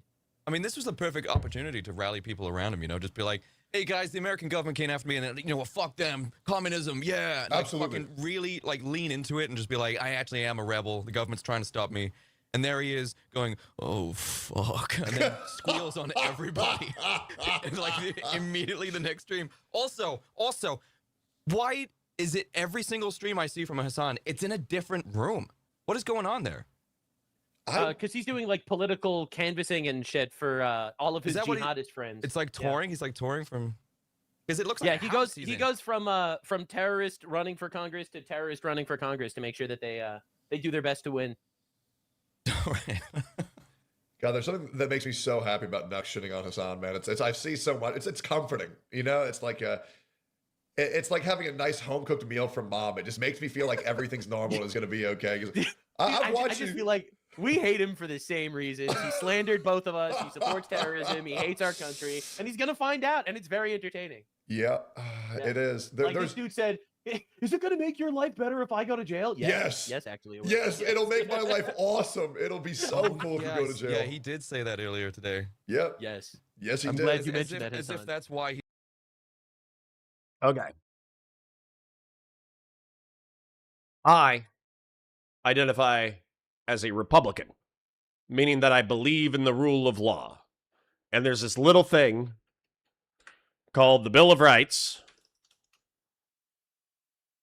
And the Bill of Rights articulates a series of American freedoms that we enshrine in our Constitution of the United States, which includes freedom of religion, speech, the press, assembly, and the rights to petition the government. It also protects citizens from unreasonable searches and seizures and requires warrants backed by probable cause. It prohibits excessive bail, excessive fines, and cruel and unusual punishment. And so, as a result, if Hassan Piker was incarcerated for an actual crime that the government proved he had violated, then yeah, sure, go for it. But I apply the standard not only to Hassan Piker, who I view as an ideological enemy of the United States, but I also apply this to, unfortunately, some right-wingers. Because there are right-wingers who are fucking doing some heinous fucking criminal shit in violation of the Constitution of the United States.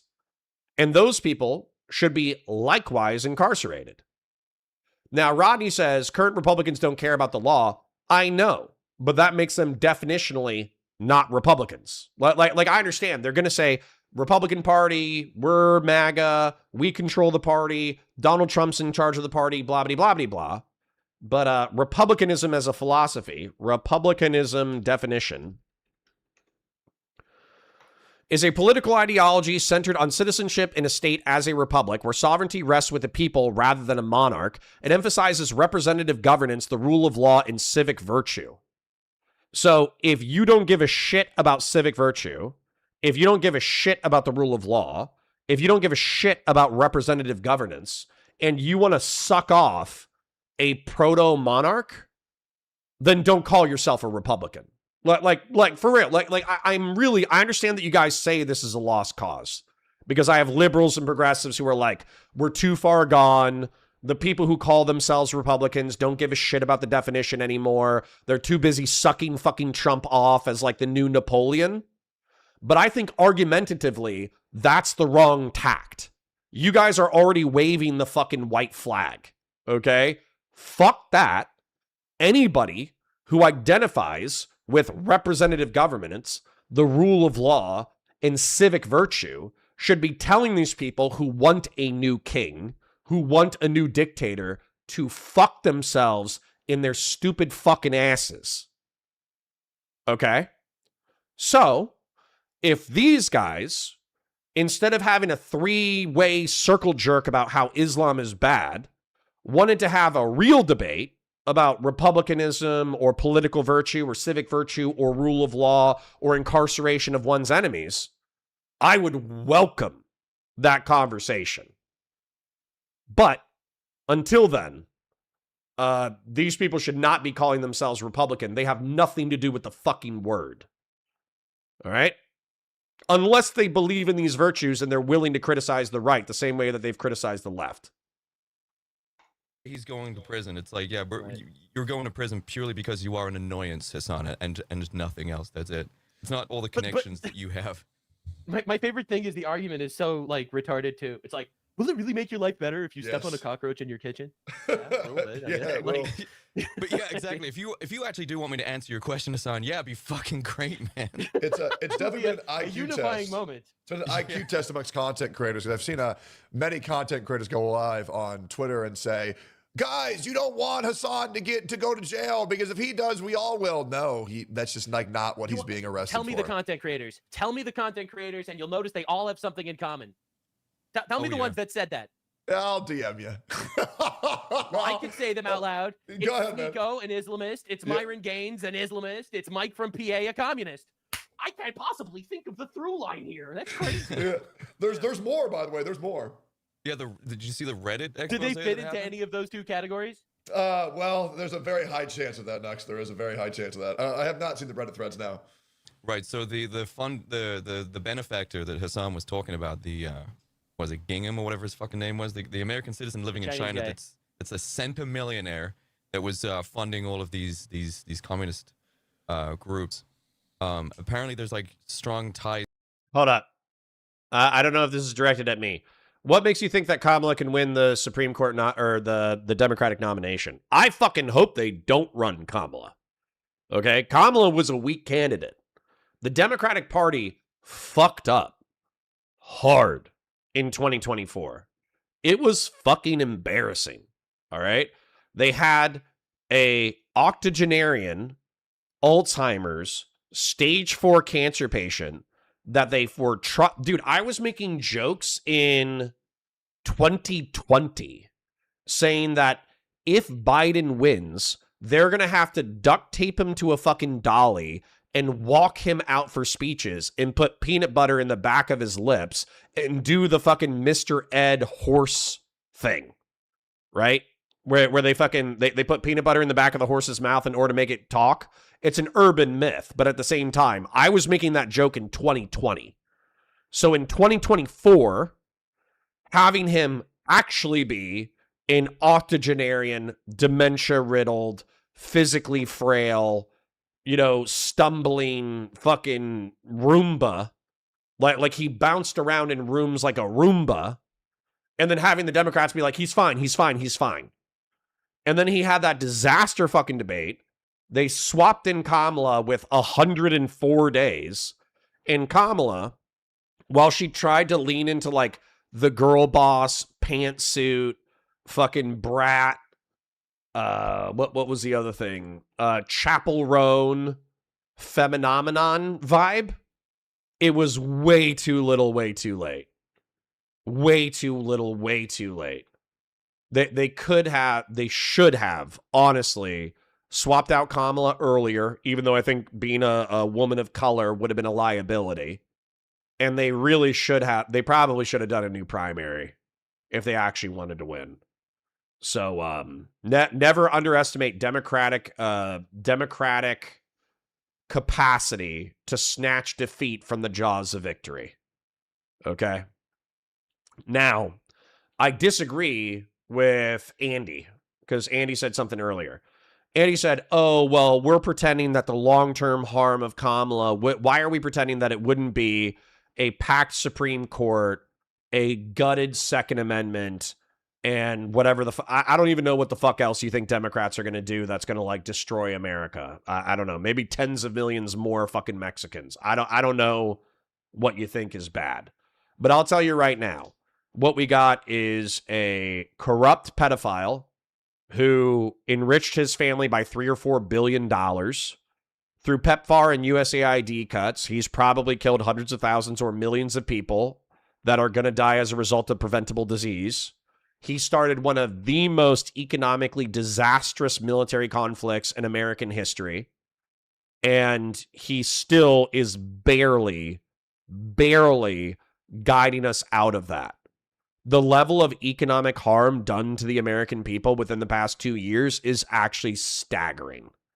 So for me, I'll just say it like it's obvious that Kamala would have just been Biden 2.0 and Biden was what too many Mexicans? I guess too many Mexicans was the main problem, right? But they were actually, because we got flooded with immigrants and they saw that it was a political liability, Democrats were trying to pass a border bill that was actually okay in 2024.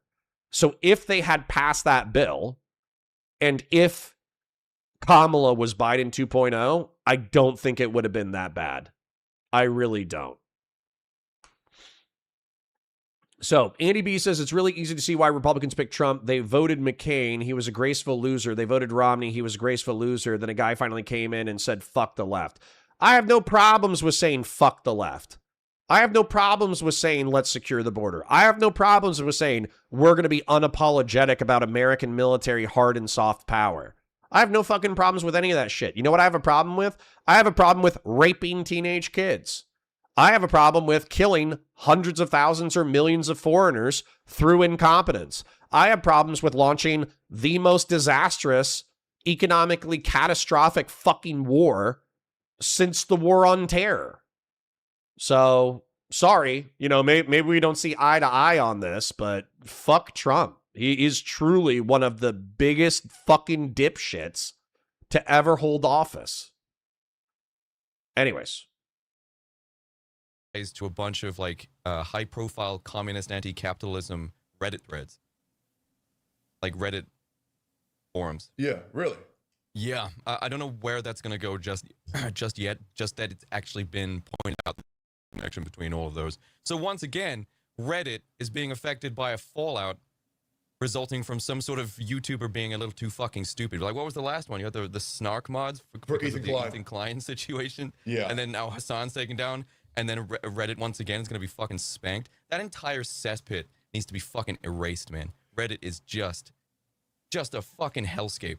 Yeah, it blows. It could be the most effective honey trap ever if the FBI actually gets its shit together. Oh, yeah. Oh, my God. You get access to the name logs on that shit? Jesus. Yeah, actual just terrorist database.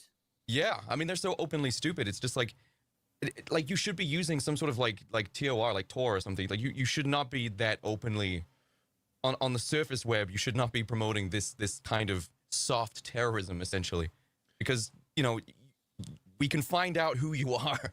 That it's like a fucking trail here. You get subpoenaed and we get the information. You're fucked. That already happened. Did anyone know how far that went, actually, with the snark mods and Ethan Klein? It's still ongoing. I'm following that case very closely. Ethan is absolutely slaughtering them right now. They put a motion to dismiss the subpoena, and it was denied. Yeah, they will be getting all their information. That will be happening very soon. Well, oh, this is awesome. All these creators fucking suck, dude. They do not deserve their success. I fucking hate them so goddamn much. So what they're cheering on right now, because Ethan Klein sued Noah Samson because Noah Samson made a video saying that he backed a genocide, and he's defending it now. Noah Samson is defending the suit. Suing Denims for copyright infringement, which is funny because there's like a preliminary ruling indicating that the judge is going to use Ethan Klein's own case where he established fair use with which to dismiss Ethan Klein's case. And who else did he sue? I think he hasn't settled with Frogan, but Frogan fucked it up because she never responded to the subpoena. And then who was it? And then settled with Casey Tron. Casey Tron basically had to read like a ISIS-style hostage video saying, I'm sorry for making fun of the Kleins. Oh, and then iDubbbz got sued, and then iDubbbz also had to say, I'm sorry for showing Destiny's defamatory statement on my stream for 2 hours. It went too far. And then he had to do a ISIS-style hostage video.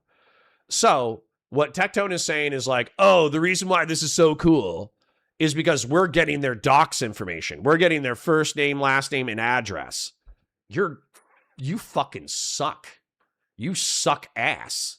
In order to talk shit on the internet about politics, you need somebody's first name, last name, and address in order to fucking talk shit about them on the internet? You're a fucking loser. You need to digitally harass people. You need your communities to have the first name, last name, address, and family members of your political opponents so you can digitally and IRL fucking harass them? Fuck you, you fucking loser. That is the lamest fucking thing I have ever heard anybody goddamn say. Oh, yeah. We're losing lawsuits, but we're getting your docs information, which is actually still winning. Fuck you. You suck. Grassroots 10 says, I hate Trump a lot, but I think it's terrible that his supporters are trying to do to him in stealing.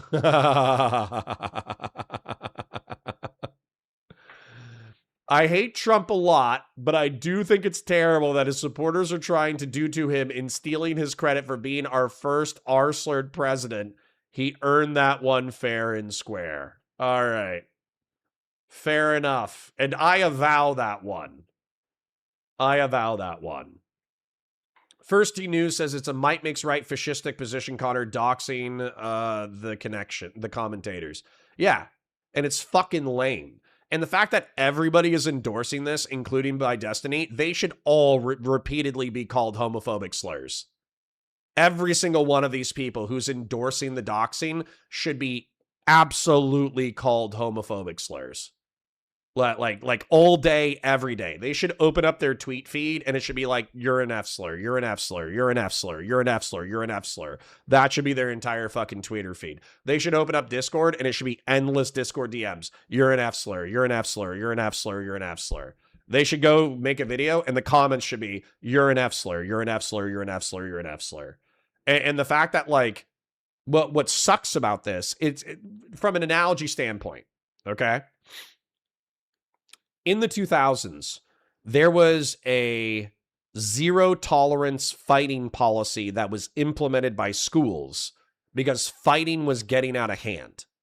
So what ended up happening was there would be a bully would bully somebody, eventually they would get sick of the bullying, and then they would fucking throw hands, and people were getting injured. So as a result of that, the schools adopted a zero tolerance fighting policy where if you throw fucking hands, it doesn't matter who started it, you both get punished. But what ended up happening was the bullies used that as an excuse to bully people, knowing that the good kids wouldn't throw fucking hands anymore because they didn't want to get in trouble with the school as much as the bully was for bullying. So by trying to stop fights, no offense, liberals, I'm going to blame you for this one, but a liberal progressive fucking reduce harm mentality led to an increase in bullying and a decrease in people engaging in righteous self-defense. So I feel like Twitter's terms of service, that where you can't tell people to KYS, I feel like YouTube's terms of service, where you can't use homophobic slurs, I think that this is very similar, where you're basically making it so the people who are getting bullied, the people who behave properly, cannot engage in righteous self-defense. So, thanks, Twitter. Thanks, YouTube. Because realistically, if it was in terms of service, these people 100% should be getting cyberbullied for them in turn trying to dox and harass everybody. That's all that happened in the past 5 minutes. This motherfucker said, we're losing the lawsuits, but we're using shitty lawsuits to gain the personal identifiable information of random people that we don't like, so we can digitally and IRL harass them, and that's based. Fuck this guy. Fuck Tectone for saying that. Fuck Nux Taku for agreeing with it. And fuck Jake Monroe for not saying that's fucking bitch-made pussy shit. Fuck every single person in this room. As soon as it can, in legal terms, these things take a very, very, very long amount of time. And that's why a lot of people are okay with committing crimes, because to actually be punished for committing crimes, it takes a incredibly long amount of times, as well as also lying about reporting a crime, because you can say, oh yeah, I reported it 8 months ago, but for some reason nothing happened. It's bullshit, bro. The legal system is currently being taken advantage of on the internet. Also, side note to talk about Reddit, I really fucking hate that platform. I stopped using it forever ago because I think the problem with Reddit users is it gives this kind of pseudo-intellectualism if you are a user of Reddit, but in reality, all Reddit is kind of like a, what's the word? People who seek people to approve everything that they say. They don't really go there to speak against the common narrative, and because God forbid they lose any Reddit karma. They're just there to circle jerk each other on every single forum and just say the thing that everybody wants them to say. So it's no different. Echo chamber. Yeah, exactly. Yeah. It's an echo chamber. That's all it is. And that's why, honestly, dude, 4chan is more reputable for the things they talk about than fucking Reddit. But yeah, you know the term that I used for Ethan Klein destroying all of. Grassroots 10 says the other thing that bullying policy did was make every fight as extreme as possible, so schoolyard fights turn into, well, I'm only going to get one shot at him, lock and sock it the fuck up. True. Yeah, it escalated the degree to which those fights, like, well, I'm going to get in trouble anyways, I might as well knock this motherfucker out. Yeah. Of like the Hassan orbit in like these lawsuits? No. A genocide. Yeah. They just can't help themselves, can they? Yep. I actually went on a 1 hour and 15-minute rant this morning. I don't know if any of you guys were in my stream when I started. I hope not, because man, I was very fucking pissed off. Maybe it was the caffeine, because I realized the coffee I was drinking had 500 milligrams of caffeine when I thought it had 200. So I've been like kind of cracked the fuck out. So I lowered it a little bit. Yeah, don't do that. So I truly am not a fan of these people right now, but do not consume more than 200 milligrams of caffeine. Okay, that's the daily recommended.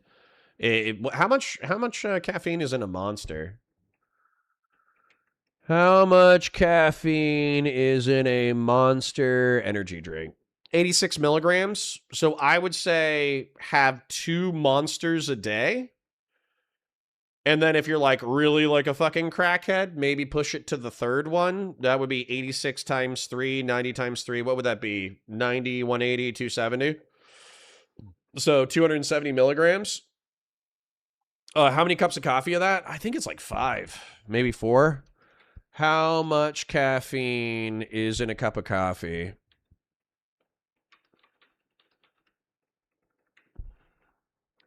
Is 90 to 100. So it's about 2.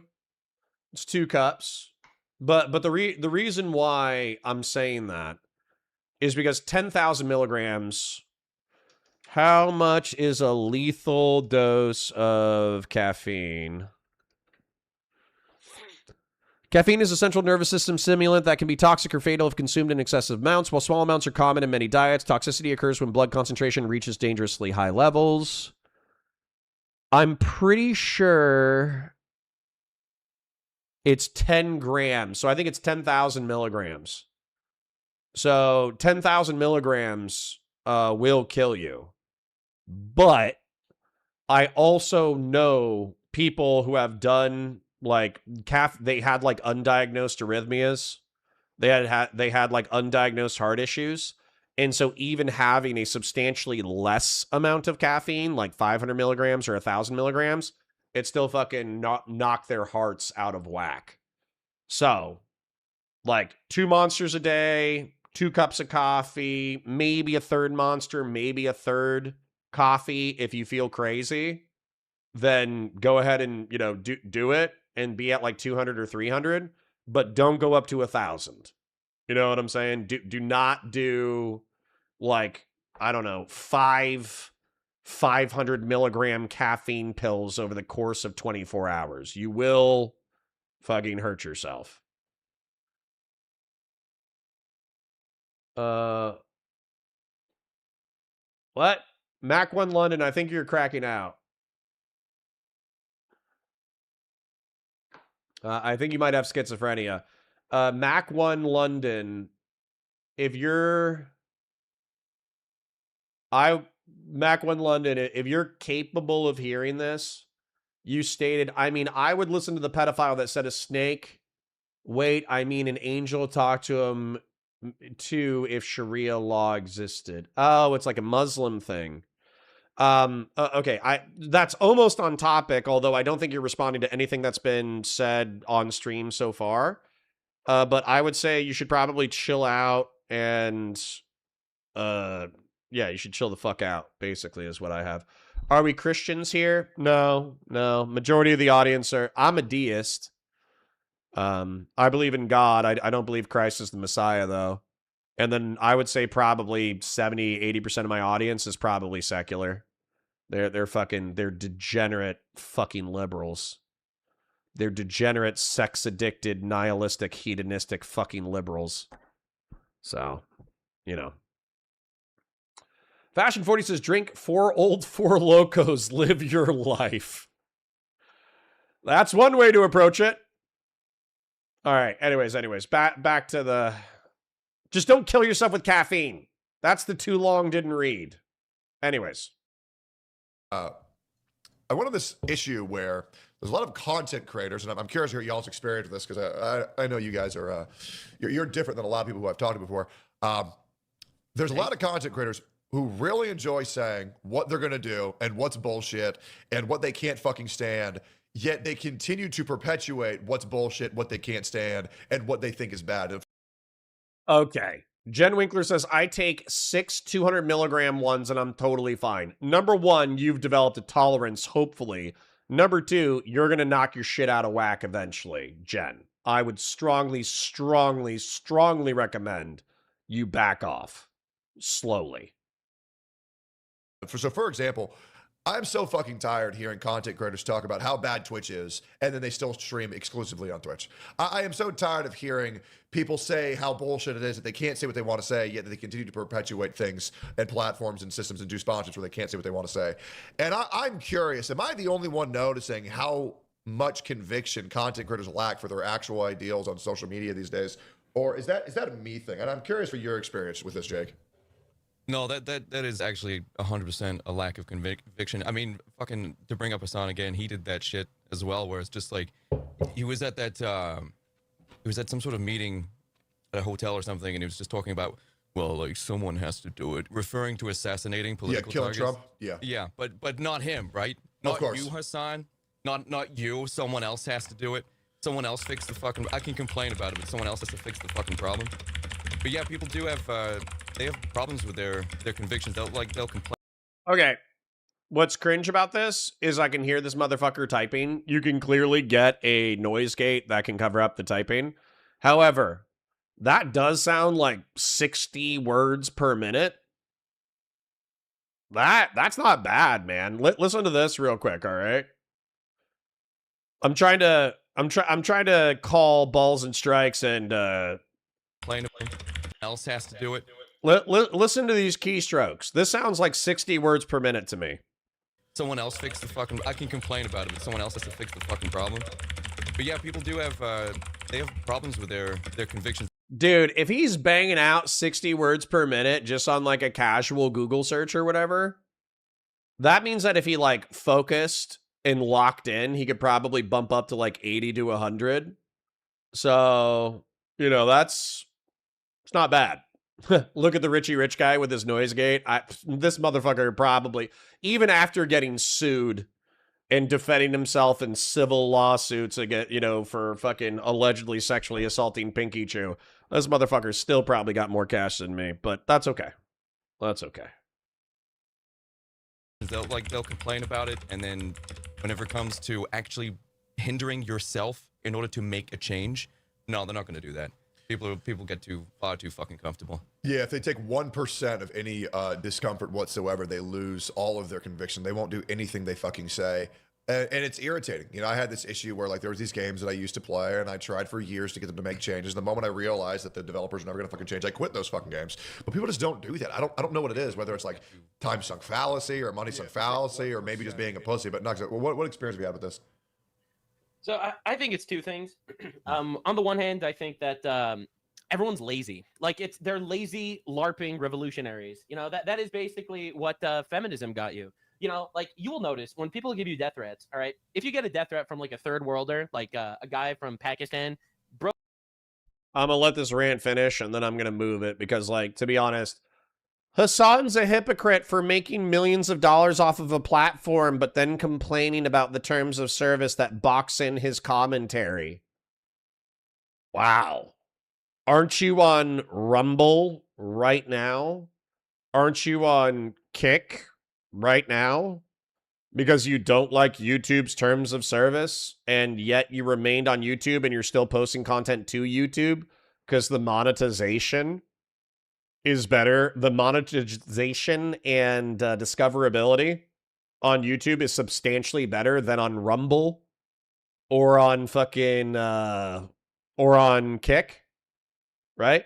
Like, apparently, if you have an established audience, moving to Kick can be quite lucrative if you bring your audience over. Apparently, moving to Rumble, if you actually get a Rumble contract, can be quite lucrative. But you already have to have an established audience. So if it's so true that you can just switch fucking platforms, then why the fuck are you still posting this shit to YouTube? It's obvious. Because of money and discoverability. Obviously. Bro's just gonna say, I'm gonna come and kill you. Right? If you get a death threat from like a blue-haired libtard, it's like, I hope someone kills you. But I'm not gonna do it myself. You know, like, so like we are dealing with the laziest, effeminate, LARPing revolution.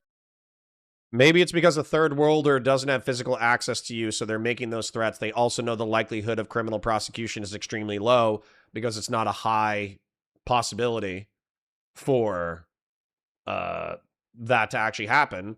Whereas there are laws about cyberstalking and harassment in the United States. And so if an American threatens to fucking kill you, if it gets to a certain level, then obviously you can be incarcerated for that. So clearly, these motherfuckers are still like 80 IQ, 90 IQ, grifting fucking dipshits who can't even make argumentation properly in reference to what's going on. So I'm going to fast forward a little bit. I hope they actually start talking about Islam at some point instead of just bitching about the social media sphere. I love bitching about the social media sphere, but come on, man. Give me some fucking Islam content. Let's go. All these different things, all these different responsibilities that women have had over the years, over the decades, the centuries that they've had. They're shedding themselves of anything and everything. Where it's just like, no, I'm going to wait for my husband. It's turned into, no, I'm going to fuck around and do everything I want. And I'm going to invent the phrase slut shaming so that you can't call me out on it. So they have like this running thing. Every action that a woman is doing that sheds herself of any and all responsibility has a parallel narrative that justifies her doing it. And if you call her out for doing it, you're an istophobe and a shamer, that whatever. So they want to be able to do whatever the fuck they want, while also paralyzing you from being able to call them out for it by creating concepts and constructs and terms to stop you from calling them out. So they get to do what they want, and no one gets to criticize them for it. Because this is why I fucking love the United States of America. I know this guy lives in the United Kingdom, so it's probably super fucking cucked. In reference to speech, where like if you say anything offensive and it offends the sensibilities of someone, they can bitch about you to the fucking police. But this is why I love the United States of America. Why did I just Google? Muscle memory. First Amendment of the United States of America reads, Congress shall make no law respecting the establishment of religion or prohibiting the free exercise thereof or abridging the freedom of speech and of the press or the right of people to peaceably assemble and to petition the government for redress. So what this has done, because we have the supremacy clause inside the United States, meaning that since Congress can't pass speech laws inside the United States have to be extremely narrow, right? So I always Google. I know it's because Yahoo is my default search engine. Or at least it used to be. So anyways, speech limitations have to be extremely narrow inside the United States. As an example, if you start a riot or if you start a stampede through your speech, or it ran a risk of it, you could be charged, not because you said something, but because you risked harm to others.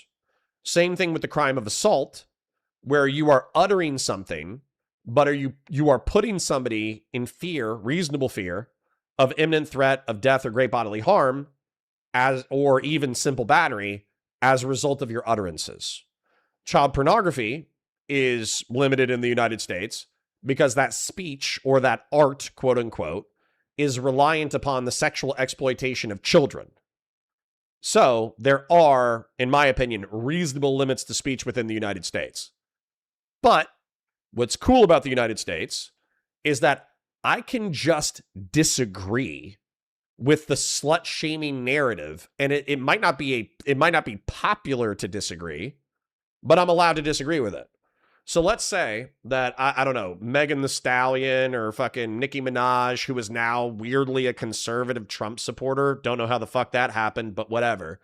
But let's say these like hip hop female rappers come out and they're like, Nobody should care about body count. Females should be able to have sex with 1,000 dudes, and men should treat them like they're brand fucking new. Because there's nothing wrong with women exploring their sexuality as they're figuring out their lives. And I can be like, whore. And the government's not going to come after me. I can call Nicki Minaj somebody who promoted promiscuity and is therefore a whore. Doja Cat promoted promiscuity, therefore a whore. Megan Thee Stallion promoted promiscuity, therefore a whore. If I have a friend or associate or friendly associate who bangs 1,000 dudes, I can call them a whore. And they can get upset, right? They can get upset that I called them whores. They can get upset that I'm slut shaming them. But then I can just say, yeah, that's what I'm doing. I think you're a slut. I think that being a slut correlates with a bunch of deleterious social effects. Being a slut is bad. Stop being such a fucking slut. Problem? You know, there might be some liberals in my chat who get mad at me who are like, no, being a slut is best. There might be some progressives in my chat who are like, no, sexual morality is an Abrahamic social fucking construct meant to restrict the rights and liberties of women. And I'm going to be like, good. Awesome. You should be restricted. You guys are hedonistic, nihilistic, dumb fucks who ruin your life through stupid fucking hijinks. Maybe you should get a little bit of discipline. Maybe you should be less slutty. Maybe you should hook up with slightly less people. Maybe you should be discerning in your sexual partners. Maybe if you're going to be promiscuous, you should protect yourself using condoms. Maybe if you're going to be promiscuous, you should use birth control in order to avoid unwanted pregnancy, because I don't want you and your fucking slutty, STD-ridden fucking unwanted pregnancy ass running around in my society unchecked. Okay? And you can say, no, gross. And I don't give a shit. Rodney Hobbs says you're a prude and dumb. Why? Because I think you should stop being such a fucking whore. How's that, Rodney Hobbs? Oh, wear a condom. You're a prude. Don't bang 1,000 people. Ew, prude. Fuck off. How's that?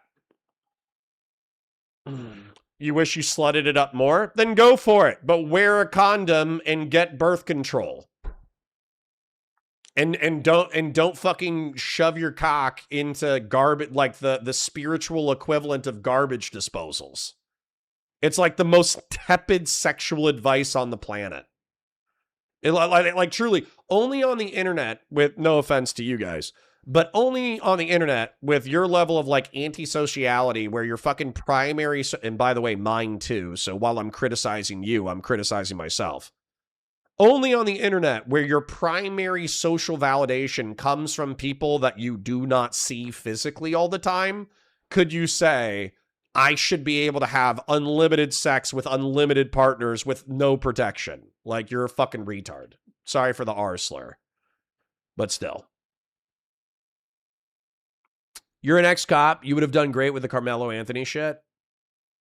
What? Like I should have covered it? I didn't know the details. So Carmelo Anthony was asserting self-defense. Like, he was being attacked and then he stabbed him. And then I think the court did a solid, or at least the prosecution allegedly did a solid shredding of the self-defense argument. So, I mean, I don't know what there's to be said. A teenager stabbed another teenager to death, and the teenager who stabbed somebody to death is incarcerated for an extended period of time. That's my commentary. Like, obviously, teenagers getting stabbed to death is bad, and justice was, relatively speaking, served. So I don't think there's a lot of commentary. You're very interested in it? You're very interested in sex, or you're very interested in people getting stabbed to death? What are we talking about? All right, let me engage with chat real quick. We did reset the goal. I'm going to thank the people who have donated so far. Like the stream, share it with your friends, engage with chat, super chats if you've got a membership, if you've got a my parasocial love you. Thank you for being here. And also, Doobie was not the oiler today. We actually have a decent balance out of donators today. So thank you to everyone who's donated. Fashion 40, thank you for the 2. Grassroots with the 10. Grassroots with the 10. Fashion 40 with the 5. Doobie with the 10. Doobie with the 10. Nameless Henchman with the 5. Grassroots with the 5. Grassroots with the 20. Grassroots with the 10. And Weld QC John with the $50 fucking dollars. Thank you, kings and queens, for your chips and oil. Like the stream, share it with your friends, engage with chat, super chats. If you've got it, memberships, you got them. My parasocial love you. Thank you for being here. And Shoppingro with the gifted. Thank you. If you could codify sexual morality into law and make people less promiscuous, would you? No. It would be cultural. It would be cultural. So I think what's happened chronologically is we as a species engaged in unregulated promiscuous behavior. I think our species has been around for around 200,000 years. We engaged in promiscuous bisexual behavior for probably 100,000 years. However long our species is, 99% of our time, we were engaged in pagan, promiscuous, bisexual sex, right? But what the Abrahamics realized is that if a man and a woman get together, they commit to each other materially, then their children stand a higher chance of surviving, right? They have more wealth to share with their children. Their wealth is not divided amongst multiple women and multiple kids. They're less likely to catch communicable disease through sex. So the Abrahamics, and I'm actually talking about like the historical Abrahamics, like literally like Abraham on down with polygamy, like a single male with multiple women, but they're loyal to each other. That was a sexual prescription, right? And so that eventually evolved into monogamy being the sexual prescription. You have one partner, you have your kids, you take care of your kids, you stay together until you die. Now, that is a pretty extreme contract, right? One partner, raise kids, die together. That's a very extreme contract. Well, what's happened since the 1960s is we've gotten access to, I think, 3 technologies that have revolutionized sex. Condoms, which prevents STDs from getting on your penis. Birth control, which has a 99% effectiveness rate of preventing unwanted pregnancy. And pornography, which allows you to engage with sex acts that you're not personally engaged in, but you're allowed to view sex acts that titillate your pagan psychosexual brain without actually having the risk of physical sexual action. And so those 3 technologies have completely revolutionized sex within the past. The dildo's been along for a long time, real serious. Let's be real. There were probably people shoving sanitized sticks into their hoo-has 2,000 years ago. Matter of fact, were there Roman dildos? Were there Roman or Greek dildos? Yes, both ancient Romans and Greeks used dildos. While historical literature and art depicts them clearly, their physical survival in the archaeological record is extremely rare due to the organic perishable materials they used to make them. They were crafted from leather and wood. And breadsticks. Women used to bang themselves with leather and wood and breadsticks. That's fucking crazy pants. Polished stones. Yeah, I'm sure there's some polished stones lying around. Anyways, so no, I don't consider dildos. I don't consider human beings shoving things in their orifices a recent thing. Anyways, so the point is that I feel like we're going through a sexual recalibration. And unfortunately, it takes multiple generations, decades, and centuries for our morality to evolve, right? And so I think that I am representative of a prudish and conservative sentiment that monogamy, child rearing, and avoiding sexually transmitted disease are sociologically advantaged through monogamy, right? But monogamy and the challenges of marriage are so extreme that even I, who values this system, have failed in executing it. So even though I'm an advocate for probably, let's be real, serial monogamy, but even though I'm an advocate for like monogamy to minimize death, disease, and child problems, I'm still an advocate for the system even though I failed in it. And then there's some of you delusional fucks who want no sexual rules because the Abrahamics have oppressed you with their cis, hetero, monogamous, patriarchal fucking system, and you just want to go crazy and shove your dicks into fucking everything, you know? Which is a very, like, barbarian, caveman, stupid fucking impulse. So what I think is going to happen realistically over time is that the prudes like myself, the people who are monogamous, or idealize monogamy in marriage as an ideal, they're going to realize that there are ways to play the game that are not as strict as strictly monogamous marriage, but are also not as threatening as polyamory. There's probably going to be some things like, I don't know, watching porn together, or if you're a male and you're not threatened by your girl's bisexuality, allowing her to engage with a girl but not engage with a guy, and you're less jealous. There is probably like a middle ground here somewhere, right? And I think what's going to happen that you're just being biased by being raised by a barbarian ideology. Well, if you have no ideology, I view you as more barbaric than me. No offense. So, I think you're accusing me of barbarism. I think you're a barbarian. If you want to have sex with everything all the time without fucking rules, then I think that you're more barbaristic. You're more barbarian than me.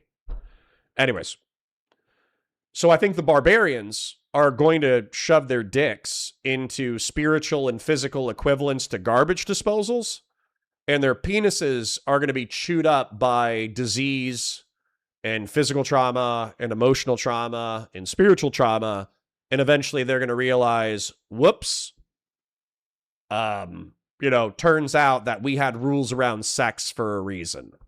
And so we'll find some kind of sexual homeostasis within the next few centuries. So,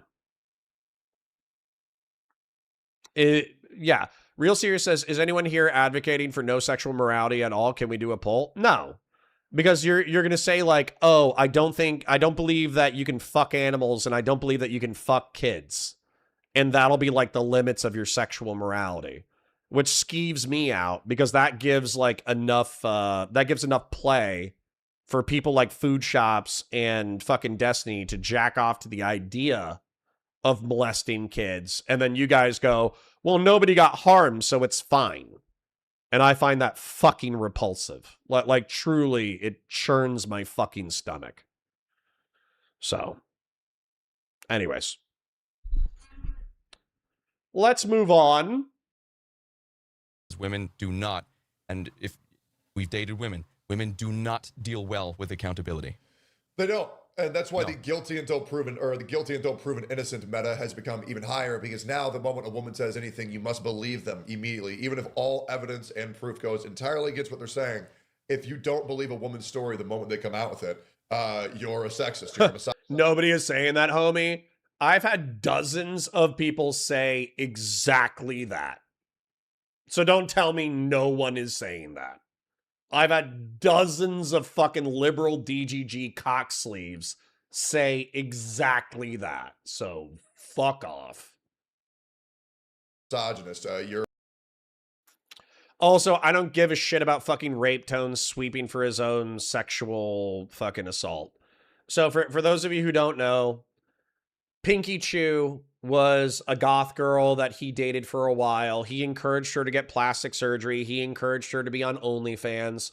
Allegedly, according to Pinky Chew, he orally raped her multiple times to the point that it actually damaged her lip filler. And the damage to the lip filler was documented, even though the alleged oral rape was not. he was a sufficiently demonstrably bad partner that Pinky Chew sought a restraining order against him. And as a result of seeking a restraining order against him, she won said restraining order. Because part of like Tectone's defense was that he was like mentally unwell and he has like undiagnosed schizophrenia and all this bullshit. So Tectone has a restraining order, or excuse me, Pinky Chew has a restraining order against Tectone, and Tectone is prohibited from possessing firearms, I think, for the next decade.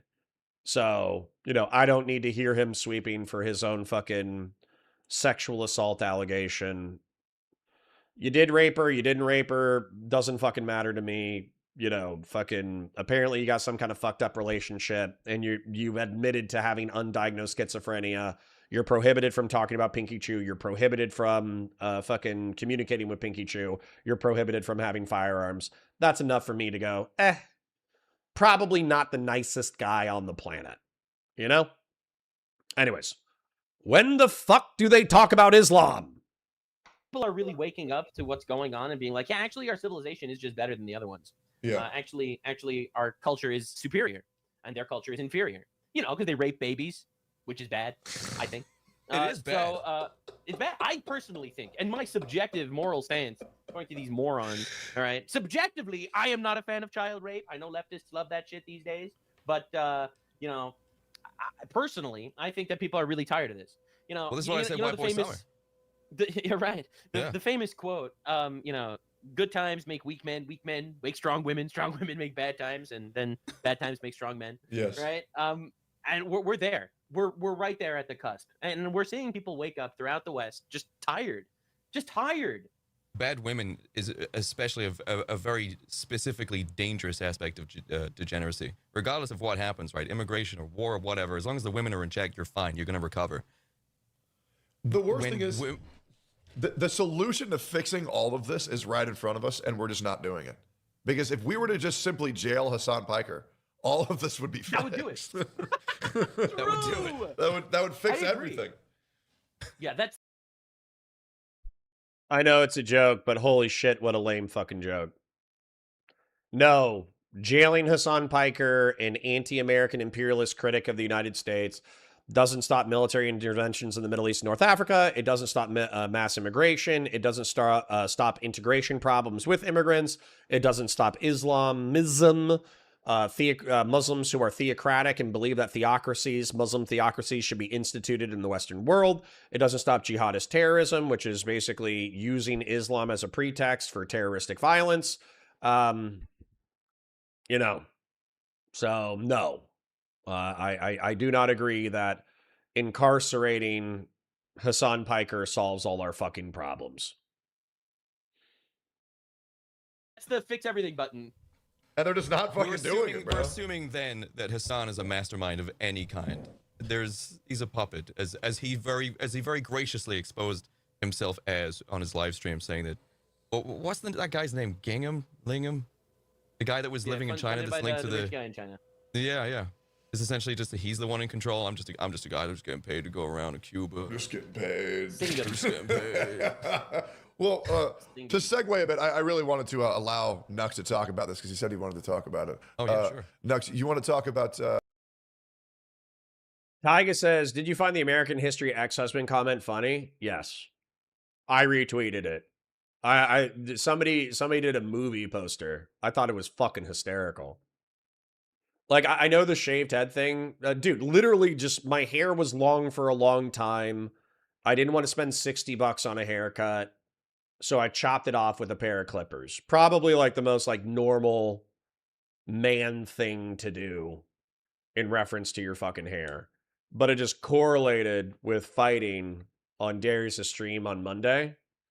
And so people were making all the fucking Nazi comments. But the American History ex-husband thing, that was fucking hysterical.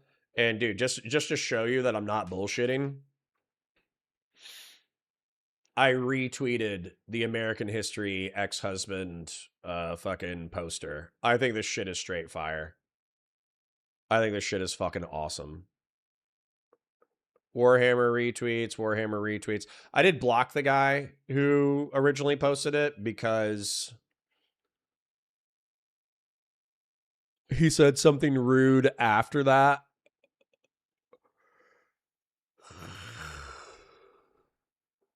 God damn it. Where is it? We're almost there, chat. I promise. It's somewhere in here. I don't tweet anywhere near as much as I used to tweet, so I should be able to find it. I think my caption says, "Okay, this is fire." Okay, yep. There it is. Here it is. Yep. And just to prove I legitimately thought it was funny. This is fucking funny. This is funny as shit. Like, this is where Edward Norton's Nazi tattoo, putting fucking ex-husband, American history ex-husband, new life, new battle, and it's me staring angrily into the camera with, like, sullen eyes and my fucking fresh buzz cut. Yeah. This is pretty fucking funny. I'm kind of a fan. Islam or Israel or the Jews or what was it you wanted to talk about? No, I'm happy. I think this is a great conversation. You just asked for like topics and okay. You know, Yeah, no, I would brainstorming. like to know about you as one of the few Jews that I know. I'd like to say I'm very good with all the Jews that I know. I'm not anti-Jew by any means. By the way, out of curiosity, definitionally, are you a Holocaust denier if you don't think it was 6 million? I don't think so. Like if you I don't question the think number. What?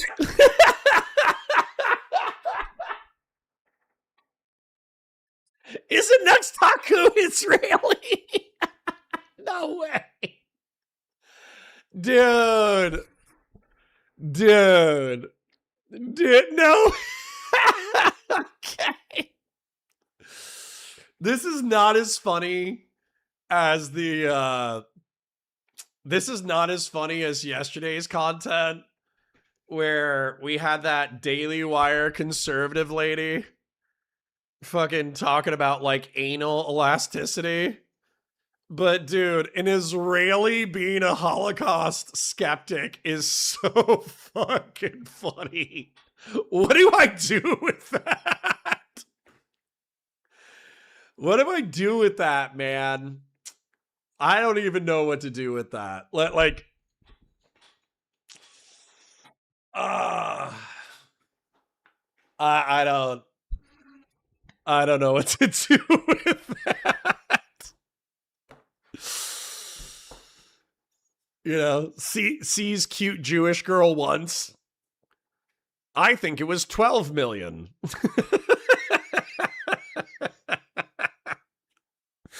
But this is the opposite. This is the opposite. He goes, you know, sees right-wing grifting opportunity. I think it was 3 million. What? Okay, to be clear, I did pause Andy him. So maybe maybe he's about to articulate something that's not totally fucking stupid. Let's see if we can give him an opportunity to back up his Holocaust skepticism. Hold on. Are you denying it or no? these terms suck because, in my opinion, you should be able to question whatever you want and have any discussions you want. Yes. And the fact that you have like these countries in Europe that are so cucked that they refuse to even allow the discourse. All right. You know, I think it's horrible. It really is. Especially because okay, I agree with the free speech argument, but I live in the United States, so I have freedom of speech. That's not the problem here. That's not what I'm curious about. I'm not curious about whether or not you defend Holocaust skepticism off of some kind of free speech principle. I don't give a shit about that. I agree with that. I think that Europeans should be allowed to be Holocaust skeptics without being incarceration.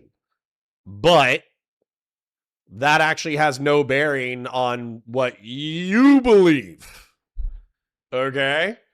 What do you believe? Do you because Nick Fuentes has kind of said like, oh, you know, I don't think it was a few million. I think it was a few 100,000. He said that before. That's like a clippable moment. He obviously thinks that the 6 million is exaggerated.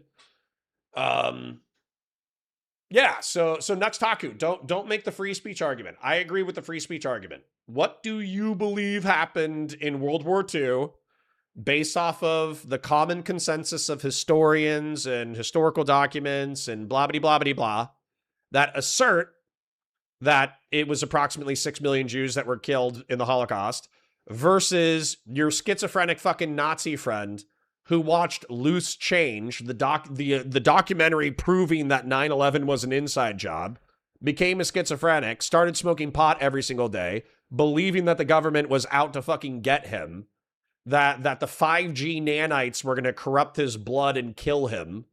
And he's a total dipshit who's totally ruining his life, and he thinks it was 240,000.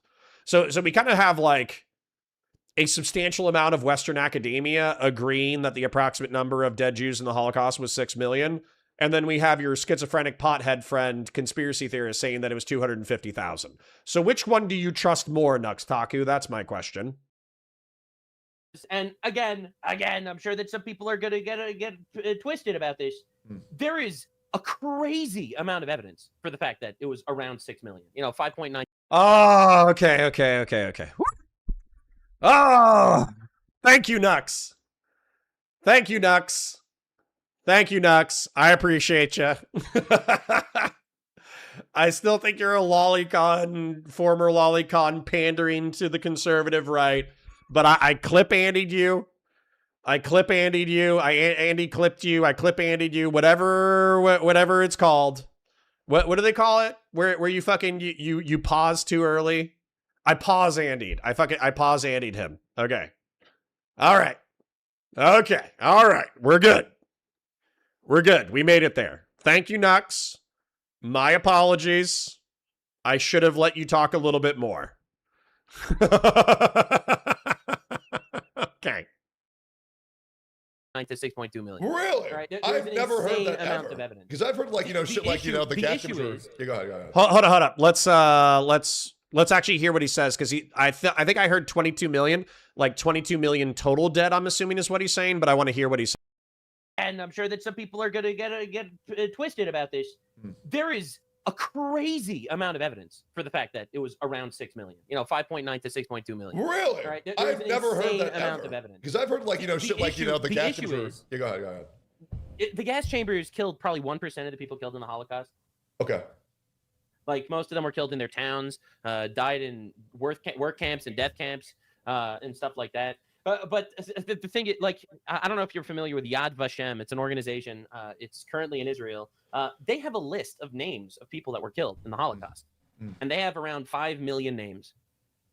All right, like It's a lot of names. again, that's a lot of names. The issue is, by stifling the conversation and saying that you're anti-Semitic for asking questions, like you never hear the actual stats or the actual data.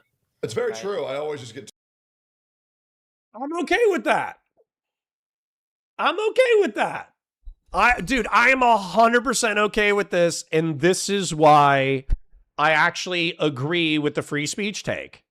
Because you can have an Israeli former lolicon talking to a goth conservative and a right-wing grifter who probably does not have sufficient fucking IQ or capacity to research primary and secondary historical documentation of World War II, nor do I, by the way. And you can recommend an organization that actually documents war crimes during World War II that's Israeli-based, and then you can say, hey, go take a look at what this organization has to say. They assert that, they have around 5 million names of specific human beings who were killed during the Holocaust. They also have additional corroborating evidence. If you go there, you can take a look. And I would view that as positive. I would actually view that discourse as positive, where you basically have Holocaust skeptical people being introduced to people who are like, no, we actually have evidence. Here's where you can find the evidence. And saying that confidently, that actually makes me happy. He said 6 or 7 million. Okay, all right, I'll do it. All right, you got me. Oh, that's vile. Real Serious with 100 Argentinians says, Average German immediately after the Holocaust. I don't know about that. First time I've heard about it. I have to do more research. Oh, shit. Did you see the... I don't know if I'll be able to find it. German guy tricks audience into saying Heil Hitler. This is one of the funniest fucking clips I've ever seen. There was something in the 1960s. Oh, man. German guy tricks audience into saying Heil Hitler. This one. Okay. I hope this is it. I hope this is it. This is fucking hysterical, dude. Like obviously 6 million Jews had to die for this joke. So that fucking sucks. But if I can get some audio on this, listen to this real quick. Hip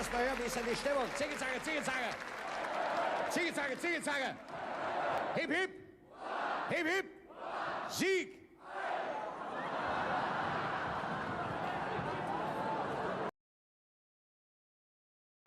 He got him. Dude, in the 60s and 70s, he fucking does like the soccer chants.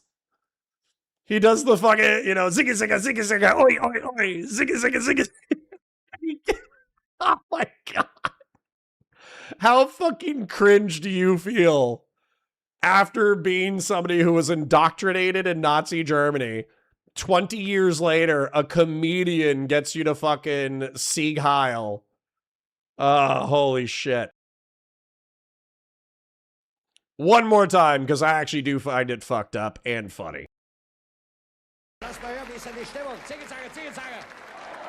Zicke-Zacke, Zicke-Zacke. Hip, hip. Hip, hip. Sieg.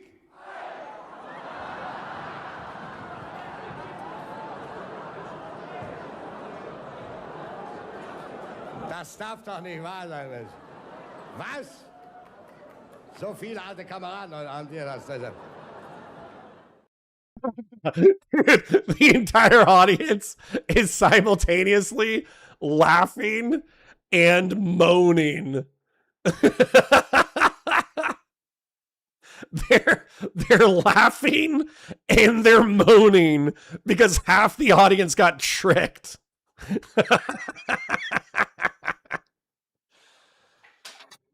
Oh, got him. True. Hold on. I wanna read this. The demos disagree with your horror takes according to the poll. Yeah, 52% of the COG, which actually makes a shitload of sense, think that having sex with more than 100 people is morally neutral. 48% believe that it has some moral content. Obviously, we haven't delineated like what degrees of morality. I'm sure that we would have some level of promiscuity. But I just want to point out that oftentimes, especially when covering liberal and leftist content, there is this constant criticism of, oh, you're a Democrat, oh, you're a liberal, oh, you're a Democrat, oh, you're a liberal, oh, you're a Democrat, oh, you're a liberal. Well, 70% of my audience are Lockheed liberals. We agree on geopolitics. We agree on human freedom. We agree on probably mixed economy capitalism. We agree on a healthy chunk of things. But on sexual morality, it seems like even the libertarians and the Lockheed liberals are split. There's literally a 50-50 split on whether or not promiscuity has any kind of moral analysis. So for me, I would say this would be a sign that I'm a conserve, a little bit of conservative, libertarian. I want you to enjoy maximal human freedom, but I also think that it's reasonably within my freedom to bully you about your attitudes on sex, finances, family, philosophy, God, religion, morality. I will occasionally bully you from my perspective on these topics, and I think that's where I earn the conserve part of the conservatarian label. So, good afternoon, Connor. How are you doing? How is everybody doing? I haven't been able to tune into the streams and hoping everyone's doing well. Well, Clay Ben Treese, thanks for dropping by. Tough couple of weeks, tough month. But overall, I would rate my life a 6.5 out of 10. I think 3 weeks ago, I was rating it an 8 out of 10 because of my new relationship with my girlfriend. But because her parents are going through serious health issues and that's caused turbulence in our relationship, I'll say 6.5. Still positive. I'm still going to hang out with my kids later today. I'm literally going to pick them up immediately after stream. In 30 minutes, we're going to do Valor Reacts. I still love my job. I've been working out a lot, all that kind of stuff. But yeah, I would say that the 8 out of 10, there was 1 point to 1.5 points in there that was reliant on having a stable, healthy, happy relationship. And so 6.7 out of 10. True. So, but the relationship hit, I'll admit it. It knocked me down a point because I'm sad that someone that I care about is going through something serious. I'm sad that I can't be there for them in a way that alleviates their burden. And I'm sad that because I can't alleviate their burden, I am personally feeling upset. So I would say that whole drama that unfolded over the past week knocked me down a peg. Unfortunate, but such is life. Rodney Hobbs says, personally, I agree with you. My whoring is none of your business. What if you jack off to kids? What if you jack off to kids and then the person that you jacked off to kids with tells me about it? Is it my business then? Because I'll tell you, I think it's my fucking business. If you keep that shit to yourself and I never find out about it, obviously it's not my business. If you tell me about it, it's my fucking business. Because obviously my anxiety is that if you're willing to do that in private and you have children, then my concern for your potential abuse of your children, talking about Brit, my concern for your potential abuse of your children outweighs my concern for your sense of privacy. So yeah, so what if you jack off to kids and I find out about it? Is that something that I should just ignore? Is that just your business? Anyways, I need to use the restroom, but I'll be right back. I'm not being silly. Rodney Hobbs says, I said whoring, not kids. That has nothing to do. Destiny never touched a kid. Destiny never touched a kid. So there's no kid, arguably, there's no kids involved, even with what he's been accused of, besides imagination. So am I correct in policing people's imaginations? It's a completely separate issue. No, it's not. They are linked. They are obviously linked. So, anyways. Hold on. So you're saying, is pedophilia morally neutral? No. Let's do a different. And I hope this poll is anonymous. Is fantasizing about pedophilia or pedo, and I'll even put ephebophilia. No, I should differentiate. I'll do pedo first, and then I can do ephebophilia later. Is fantasy about ephebophilia morally neutral? Question mark. You're saying no one's saying that. You're saying no one's saying that. So let's see if anybody's saying that. Here's your poll. Who be texting my phone? Not the person I want to text my phone. Fashion 40 for 5 says just lock in, focus on yourself, and fight through the noise. Also, a therapist is a boon. Nah. You know what I'm going to do? I'm going to go out for beers with the boys. That's what I'm going to do. Beers with the boys. And, what is it? beers with the boys, and some single people my age.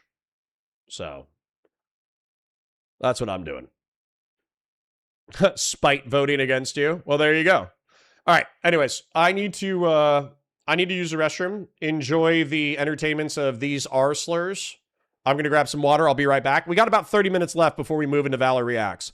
So anyways, like the stream, share it with your friends, engage with chat, super chats if you got them, memberships if you got them. I parasocially love you. Thank you for being here. Told that you're anti-Semitic for even thinking that. You know, I hear numbers thrown around like 271,000 tops, and they show the math, and they said the gas chambers were actually, they had wooden doors. It's funny because like every single one of the 271,000 number comes from the death certificates collected from Nazis, from German Jews that were killed. And that was 271,000. But that was obviously not the majority. That wasn't even a spec compared to most of the Jews were killed in Poland and Russia. All right, not in Germany at all. Well, speaking of Russia, you got the Bolshevik revolution that happened up there. Yeah, another atrocity that for some reason we don't talk about because communism is, of course, we love communism. We do. We do, don't we? We're supposed to. We're the three. That's what Singham told me, that communism is great. And there's loads of money in it. Oh, yeah. You could get really rich by abusing poor people. How many was it for the Bolsheviks? Was it 40 million, 60 or something? Really Something like absurd. What is typhus? Typhus was a disease that was in a lot of the Nazi concentration camps. Okay, yeah, because I saw some guy in chat say, ask Nux about the typhus. Yeah, some people are like, oh, but the Germans didn't kill the Jews. There was just a disease in the work camps that they put them in, and they died of the disease in the work camps that they were enslaved in. And it's like, yeah, true. They did die of a disease in the slave camps. So is it kind of like COVID, where people who like had COVID who got hit by a car, so they died of COVID? No, not really. Oh, that is true, right? That I happened. remember that. That happened, yes. Yeah, they did that. Yeah. Yeah, it was COVID like, was another what one, do I put this down as? And they said, yeah, put it down as COVID.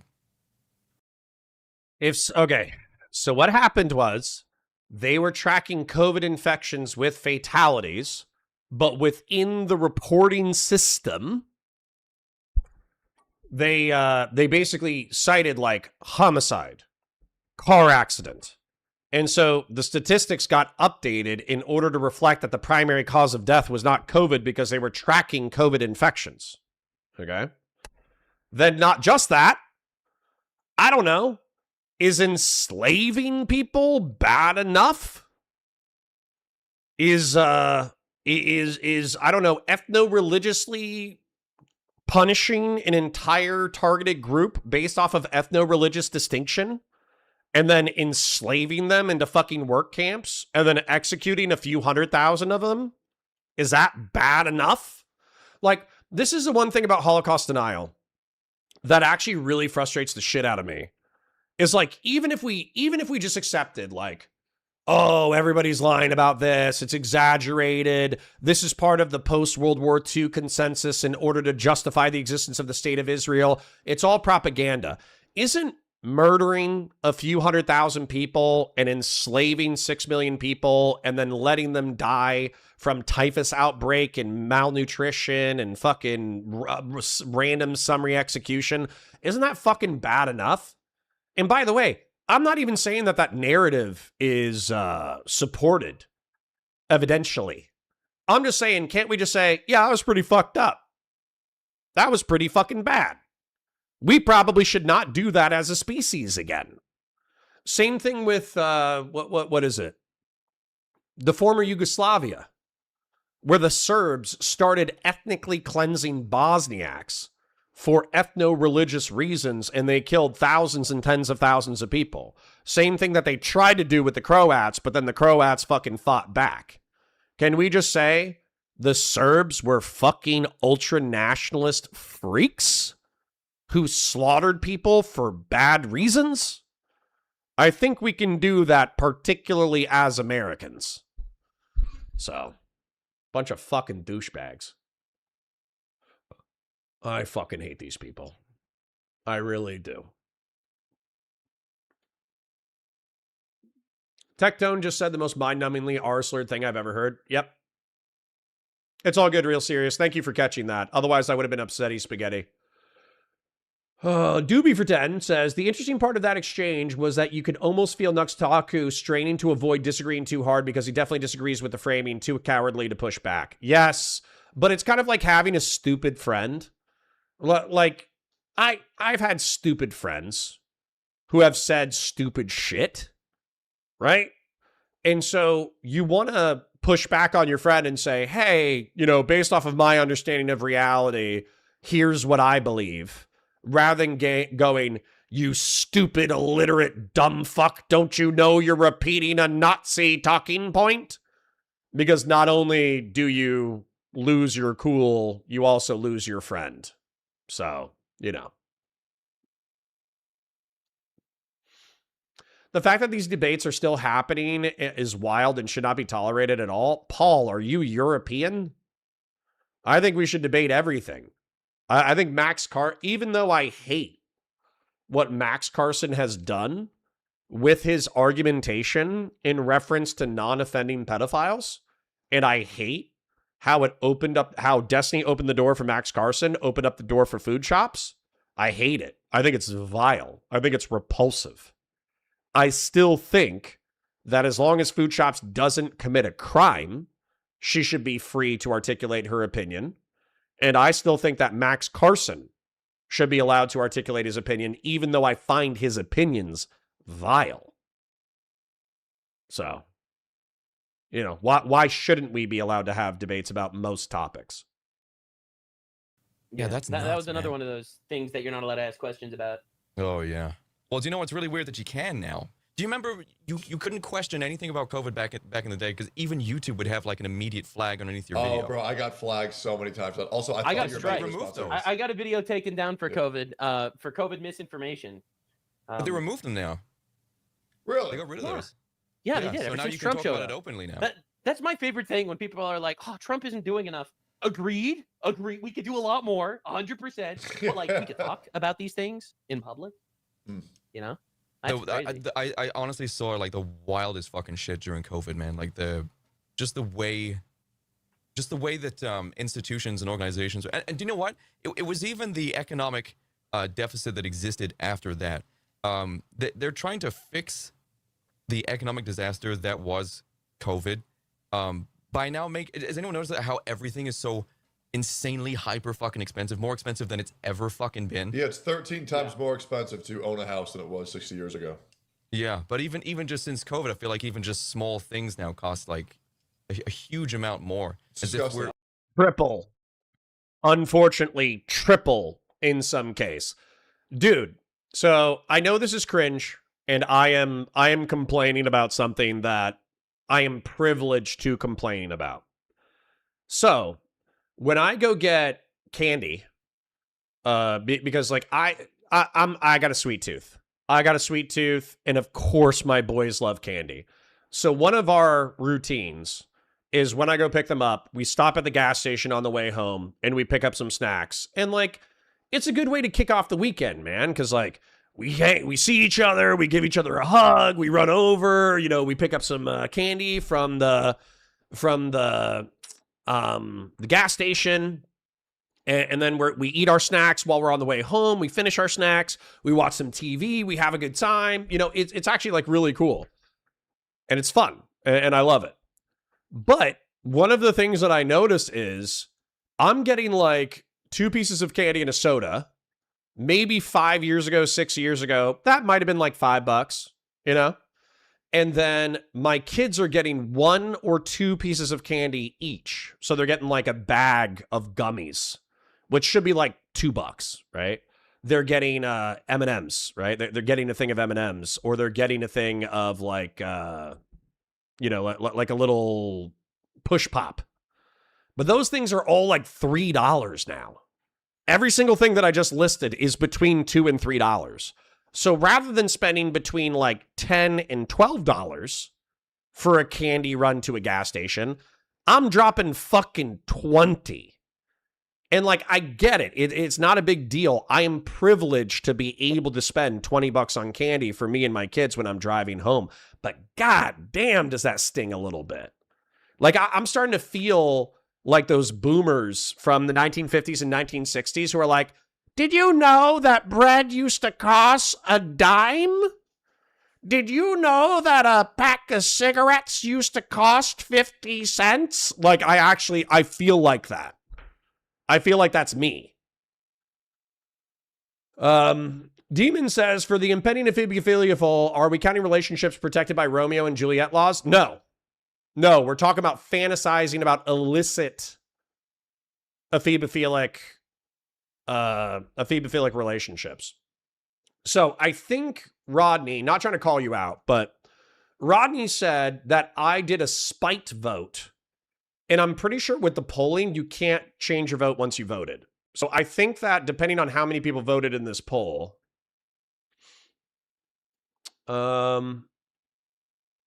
yes was 7% with 30 votes. I don't know how many people voted for yes, so it was maybe 1 or 2 people.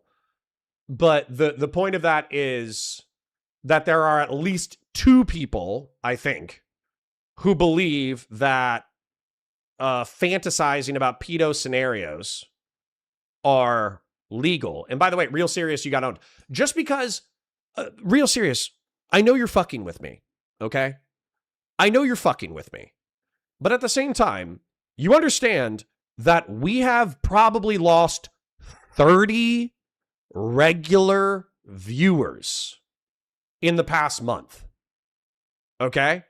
And it was because of the fight with Destiny. So you understand that this poll means that we have maybe 2 people who are, you know, kind of like, I disagree with Connor about this, but I'm going to chill out and just hang out in the community, and Connor's kind of a dipshit. We have like 2 people, whereas I guarantee you if we brought those 30 people back, we would probably increase that number up to maybe 20%, 25%. And then not just that, but the argumentation coming out of DGG in my comment section and the argumentation coming from food shops is that it's morally neutral and nobody should care. So saying like, oh, you got blown out in your poll. No, I didn't. I'm not even mad at you guys specifically. I'm mad at the 2 people who voted that it was morally neutral.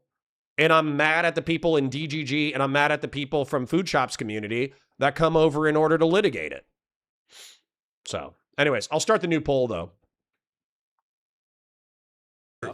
Yeah, as if we're being charged more out of our measly paychecks in order to cover the deficit that was the economic disaster that was COVID. Well, Yeah. I think a lot of that economic disaster was manufactured. I mean, it was absolutely manufactured. Well, you're on board the pandemic? Oh yeah, I mean it's Look, undeniable. Are we all just ignoring the fact that in the Epstein files, Jeffrey Epstein was talking about planning what's it called? Quarantines for pandemic? Shut the fuck up. Tell me you're kidding. No, that's a real thing. He also, all right, once we're talking about funny Epstein discoveries, because one thing that's not in the Epstein files is that Donald Trump is a pedophile. You know what is in the Epstein files? That Jeffrey Epstein was funding transgender research to be used on children. Yeah, do you know what we're missing, Nux Taku? You fucking dipshit. 3.5 million of the Epstein files. What's RNJ? Romeo and Juliet. So what I'm talking about is you're fantasizing about engaging in sex acts with somebody under the age of 18. Now, I've already articulated that I'm not going to view fantasizing about engaging with a sex act with a 13-year-old as the same as fantasizing about engaging in a sex act with somebody who's 17 years old, 364 days, and fucking 59 seconds and 999 repeating fucking milliseconds. Obviously, if there's like a 2-year or 3-year age gap that's covered by law, and you're fantasizing about being in a teenage romance with your sweetie, and you're both 40, but she's pretending to be 16 and you're pretending to be 18, I don't give a shit. Who gives a fuck, right? And same thing, like, you know, your partner or your fantasized partner is 17 years old, 364 days, and fucking 899 seconds or whatever the fuck. Like, yeah, is it bad? But is it as bad as somebody fantasizing about a 13-year-old? I don't think so. So it's more of like the 17 and 364 days thing. That's more of like a maturity problem a power dynamics problem than it is like a legal problem. Whereas I think when it gets down to like 13, 14, 15, it kind of becomes like a predatory legal problem. And then 16, I still think, like, I know the UK has laws where like 16 is the age of consent, but even 16 is kind of like, you know, like, we're getting a little close there, guys. We're getting a little close. Oh, somebody says Jeffrey Epstein wasn't, well, hold on. Then they would say that he was plotting to capitalize on the pandemic in 2019 or 2018 prior to him being killed. I don't know if that's true or not. Did Jeffrey Epstein speculate financially on pandemic disease? There's no verified evidence that Jeffrey Epstein engaged in financial speculation on pandemic disease, while millions of unsealed files from the DOJ revealed unverified drafts and correspondence in which Epstein discussed pandemic-related scenarios and attempted to align himself with global health figures, fact-checkers, and independent analysts. Confirm these documents do not show coordinated planning, financial investment, or foreknowledge of an outbreak. Now, maybe this is Google sweeping for, you know, Jeffrey Epstein and the Epstein files. I don't know, right? Maybe there is some file that is a little bit more nefarious than the AR summary is going to tell. But, you know, seems like Nux Taku is, I don't want to say making a mountain out of a molehill. I do think that rich people are speculating financially on pandemic disasters and on global health disasters and on military events. So it would not be surprising to me if a arms trafficker from the 80s and 90s who sex trafficked teenagers in the 80s and 90s and thousands, if he was speculating on pandemic disease, that would actually not be surprising to me at all. So, anyways. Great show. I just have the straight to jail Fred Armisen skit in my head. Real serious. True. True.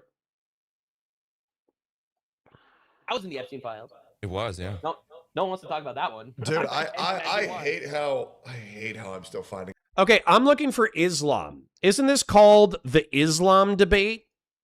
So far, I have gotten a shocking few amount of Islam. We've gotten like Holocaust denial. We've gotten the origins of Jake Monroe. We've gotten, you know, fucking Nux Taku not totally cucking out on Holocaust, which I think it, you know, he might be a lolicon pervert turned grifter right-winger, but I think we can give him credit for actually articulating,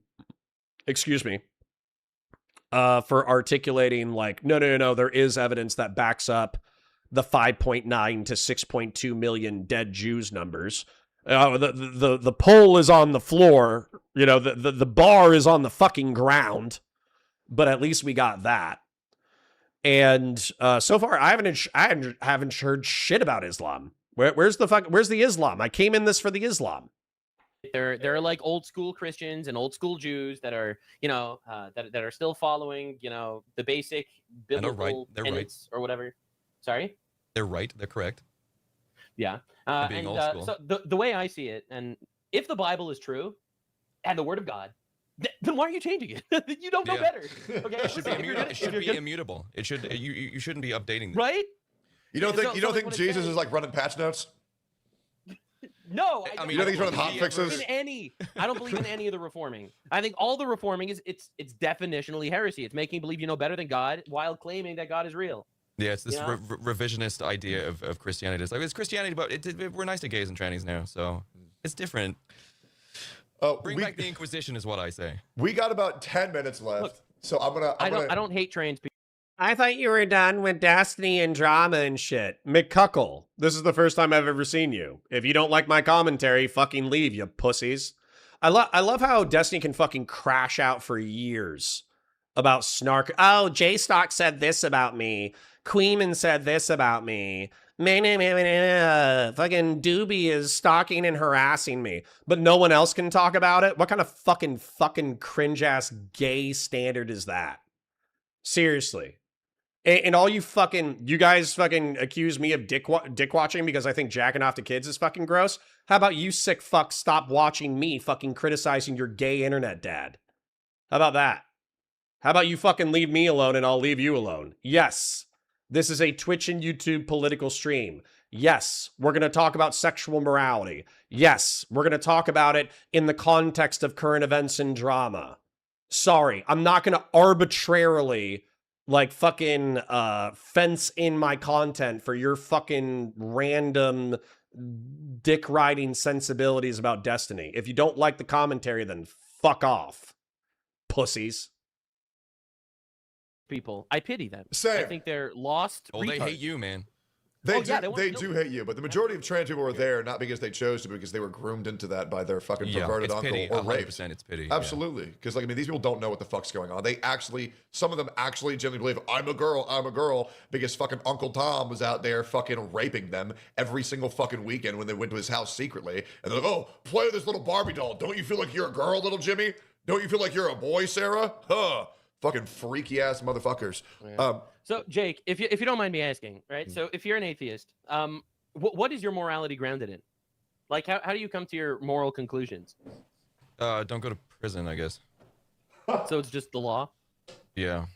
So No, it's everything deeper than legal that. is No, moral? no. I'm having fun with you. It's my morality comes from the idea of the treat others how you would like to be treated is essentially what it boils down to. And Okay. A lot of people were saying that they're not debating. They're not debating. I haven't heard a single, there has not been a single point in contention. This has been a conversation the entire time. But if they're actually getting into the grounding of moral systems and how they do it, if Jake Monroe, I'll be real, I had a super negative opinion of Jake Monroe rolling into this because I feel like the goth makeup is a bit of a LARP. I feel like pandering to conservatives is a bit of a LARP. So I had a super negative opinion of him rolling into this. But if he's doing the OnlyFans marketing thing where, like, you know, slutty women are showing up to stream dressed provocatively in order to promote their fucking OnlyFans side hustle, do I have disdain for that? A little bit. Do I care? No. And so that kind of alleviated a lot of my hostility to the goth LARP, is that he's actually he's actually in a band. He's actually a lead singer. He actually plays guitar. He's actually touring. That kind of eliminated a lot of my hatred, disgust, anger, frustration, whatever you want to call it, with his goth LARP. Now, if he's actually talking about moral rooting, and then Nux Taku is saying, well, I'm a Jew, and I believe in the Torah, and I believe that, you know, God's word doesn't get updated. And then if Tectone says, I'm a Christian, you don't think Jesus does patch notes, unironically, a lot of Christians would accept that analogy, that the Old Testament is the word of God, but Jesus communicated a deeper understanding of God's word that was necessary for humanity to have a deeper covenant with the creator of the universe. So the patch notes thing is funny. It's also something that Christians believe in. And if Jake Monroe himself, because if he was like, oh yeah, I'm a Christian, I believe in the Messiah, I go to church every Sunday in my goth makeup, I would be like, okay, fuck you. You're absolutely fucking LARPing and grifting right now. But if instead he says, no, I'm mostly a liberal, I'm mostly a libertarian, I don't believe in God, my morality is based off of like human reciprocity, blah, blah, blah, blah, blah, blah, that feels a lot less grifty. Like a lot less grifty than what I was expecting. also, I retain the right to deliberate on a per-person basis. Okay. So Because like an personal honor preference. code, you know, you have religion, but then you've also got these sects and organizations that exist throughout human history that have their own honor code by which they live and die, separated from religion. True, Like you've but- got, you know, the samurais and all most these other things. Actually, most of those are heavily influenced by religion. Yeah, and so was my moral compass, but not by the deity itself. More just a pretty well summarized version of how you should operate as a person. I don't need a deity to justify these blueprints of how you should behave, what kind of moral compass you should possess. I just feel like it is pretty efficient in and of itself. And again, I do retain the right to deliberate individually as I go. That's kind of that's a Satanist perspective. And I'm not trying to say Satanists like worshiping Satan, but I am saying the Satanist church or whatever, the one that like doesn't believe in God at all. They just believe in like human reciprocity. That's actually that's a Satanist. There are literally two satanic churches. One of them worships a actual desert demon who is a malicious force on our plane of existence. Cringe, whatever. And then oh shit, it's 12:58. And then there's another Satanist church that effectively says like, no. This is all like voodoo, hoodoo, horse shit. We LARP with like Ceranos. We LARP with the goat head. We LARP with the pentagram. We LARP with like Wiccan, Wiccan symbols. But realistically, what we're doing is we're codifying morality outside of the Abrahamic dynamic.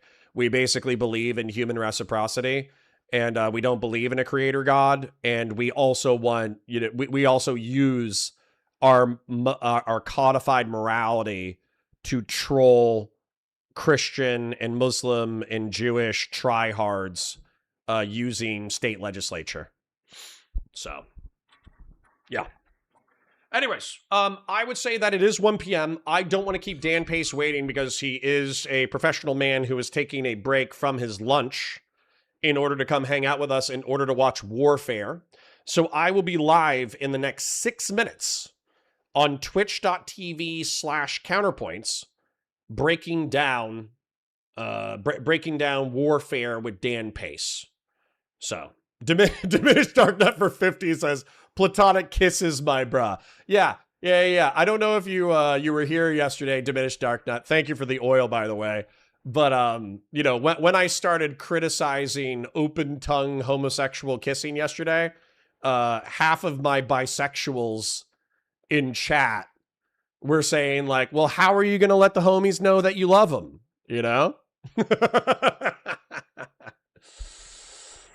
Rodney Hobbs says, can we get a poll on whether or not you should slut shame your friends? Literally remind me on Monday, because it looks like the role-playing ephebophilia actually came back at 80%. So, Doobie for 10 says, we interviewed the head of the Church of Satan 5 years ago. Seemed like mostly edgy atheists and social libertarian stuff. Yep. And let's take a look at this. So we had 28 votes for this. 80. Oh, wait. Is fantasizing about a phoebophilic roleplay, not Romeo and Juliet scenarios, morally neutral?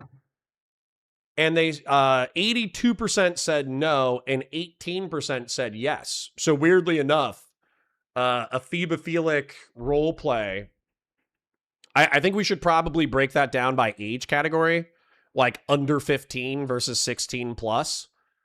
We should probably break that down for some kind of poll.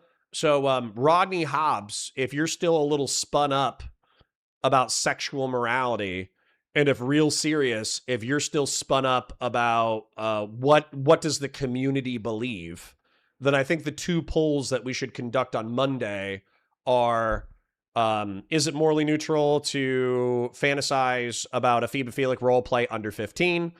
Is it morally neutral to fantasize about a phoebophilic roleplay over 16? And we should, differentiate those two categories. And then I think we should also, what was the other one? Should you police the sexual morality of your friends?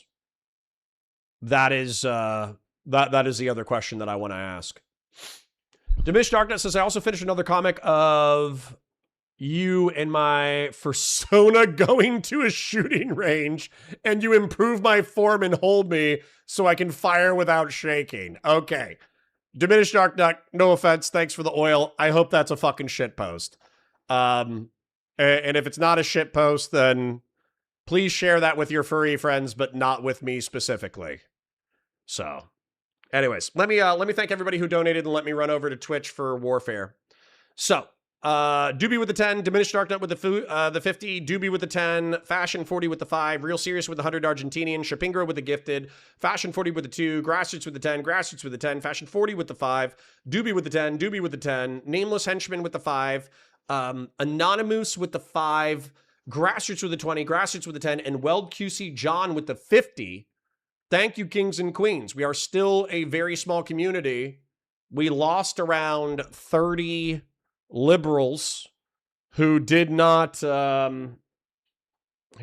stick around after the drama. So unfortunately, we lost some soldiers along the way. But I appreciate that the strongest community members have stuck around, and I'm thankful for your viewership, and I'm thankful for your financial support. So thank you. Tag Op says, can you clarify, is the person imagining a child or their partner? Talk to me about it on Monday.